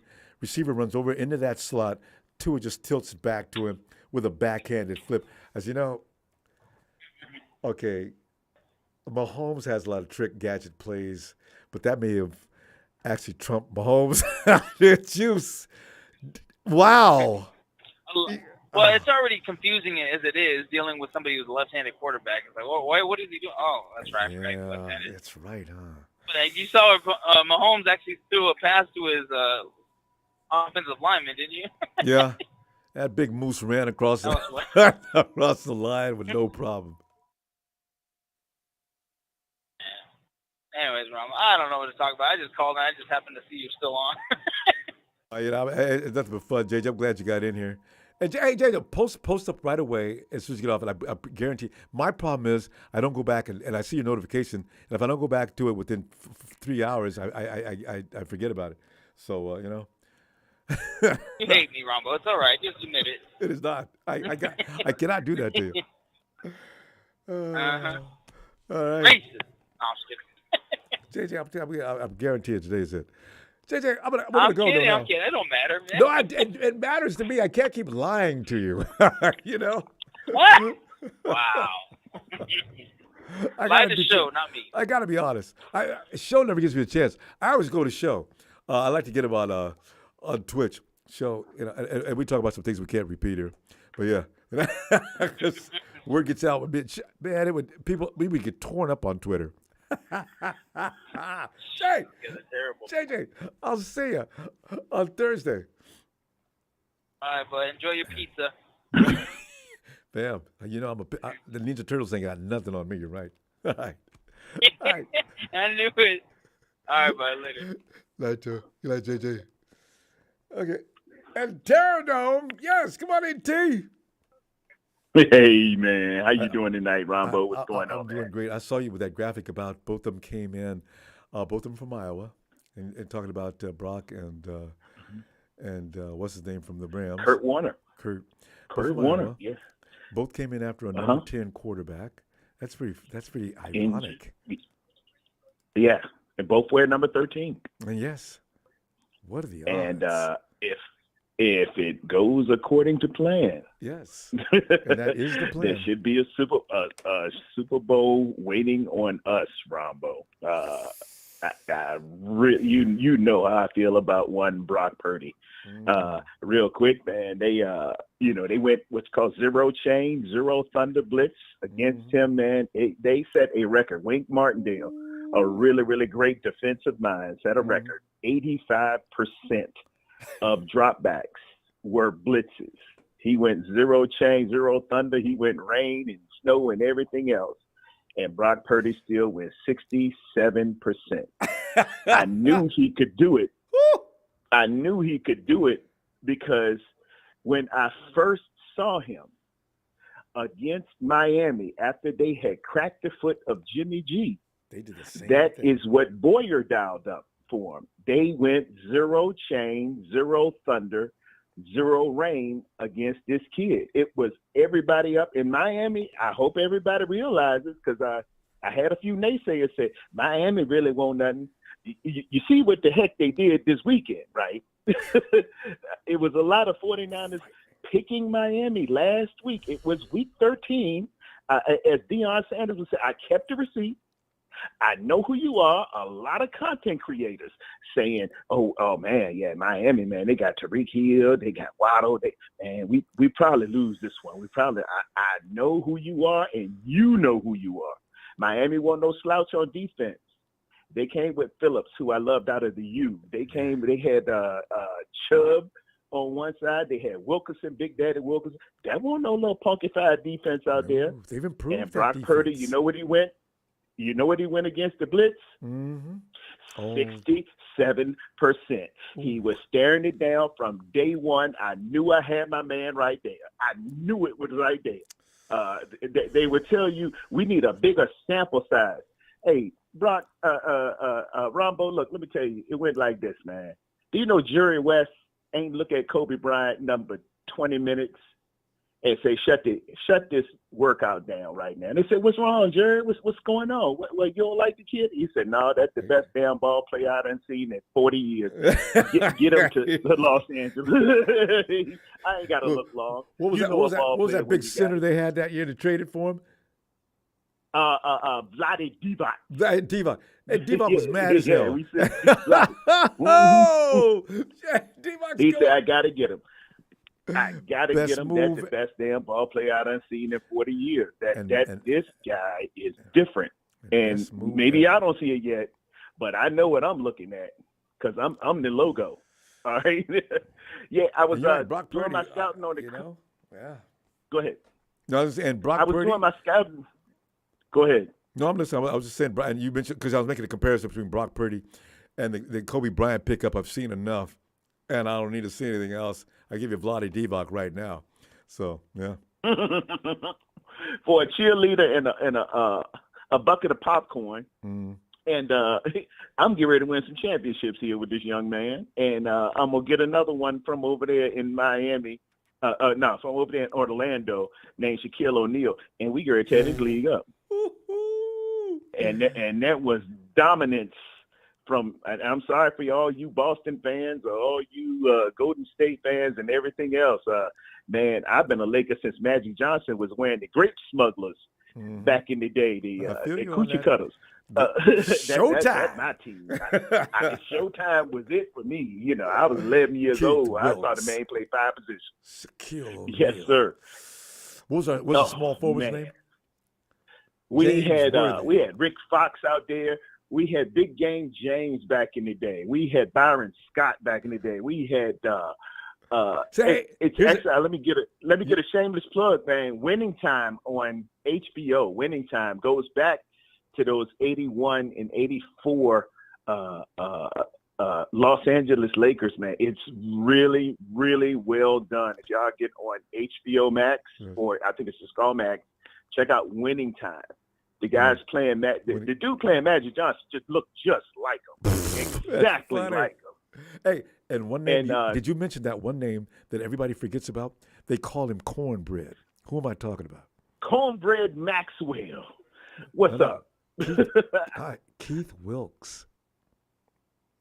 Jamal Wilkes. Jamal Wilkes. I'm sorry, Jamal. Yeah. Jamal Wilkes is out there, man. Jamal Wilkes. Smooth as silk with the strangest looking shot you ever seen. Man, you should see the dude that playing Michael Cooper. Remember, Michael Cooper used to have them long socks. Yeah. And whenever we would go to the school and ball and everything, you had your socks and you like Michael Cooper. Exactly. And Mike would come in there and play defense, and where was they was getting shut down. Lock Look at us. down. We're talking Lakers now. We're supposed to be back to 49 before we run out of time. I know. Let me get to the game. I was looking at the all 22s on the Cards offense, and this is what I see. They have a new offensive coordinator. His name is Drew Petzing. Okay, and he came from the Browns. And he's got a new look offense out there. They got some pre-snap motion going, and Josh Dobbs is executing it pretty well. He knows how to read. He knows how to pull it and go. They use double tight ends. Sometimes they even use 3 tight ends in the game at the same time. They usually run to the power. They run to where the tight ends are, and they will pull Big Paris Johnson and another tackle around while these tight ends wash it all down. So we got to be really vigilant on that. You know, you got Marquise Hollywood Brown out there. Yes. They got a rookie, number 14. He's a little physical. He's their Jawan Jennings. And they run a lot of similar plays that we run, but Ronbo, they don't have all the horses. Yeah, I know. It's different when you run it and you don't have the horses. And they got no refinement yet. They just started it, so you know. Yeah, they just started it and they feeling their way, but they got some decent ball players out there. Somebody brought up in the chat too that Dallas was without 2 starting. It might have been 3 starting offensive linemen in that game as well. One was on the bench, and the others, they popped hamstrings or something, man. They went with 3 different offensive linemen, and that's not to even include Trayvon Diggs going down with the ACL.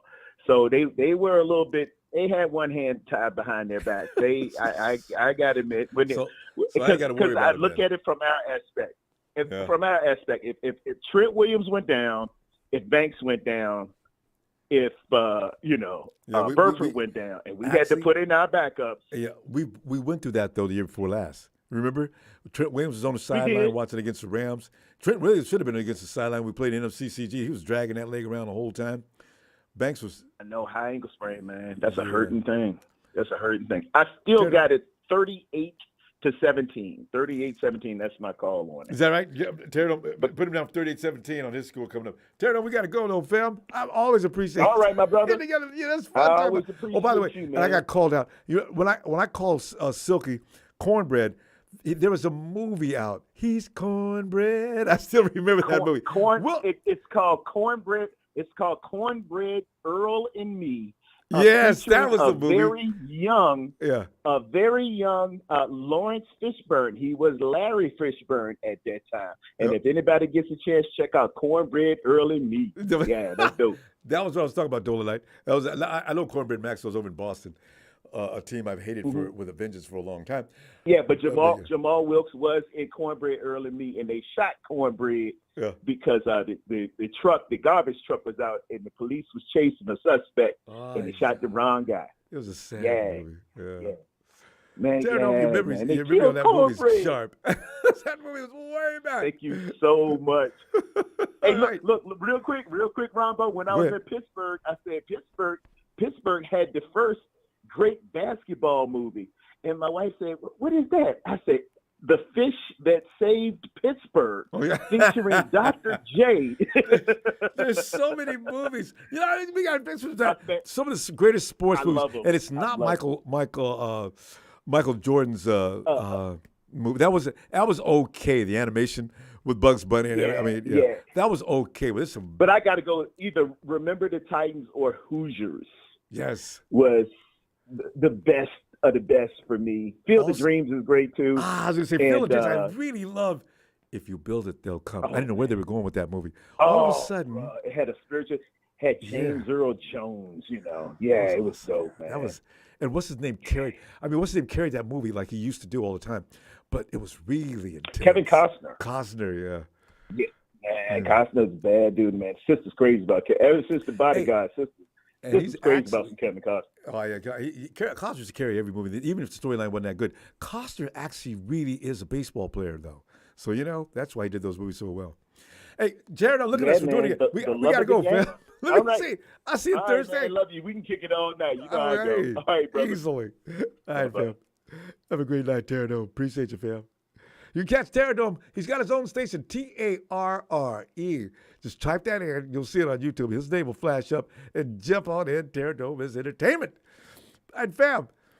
Man, it's time for me to go. Because I got to get back to JJ. I made a promise I'm going to keep it this time. He's chasing me all the time. I'm doing things. I'm doing this. I'm doing that. I'm multitasking all the time. So all of a sudden, okay, I'll get him tomorrow. And then tomorrow, never come. You know I love you, man. Come on, man. Hey, fam, I'll see you Thursday for the scores. And we'll get ready for this weekend's ball game. Meantime, Big Red Goal, baby. Thanks for that. Rakeem, thanks for the contribution, fam. Hit subscribe. Don't forget to subscribe before you leave, please. Hit that like. Niners!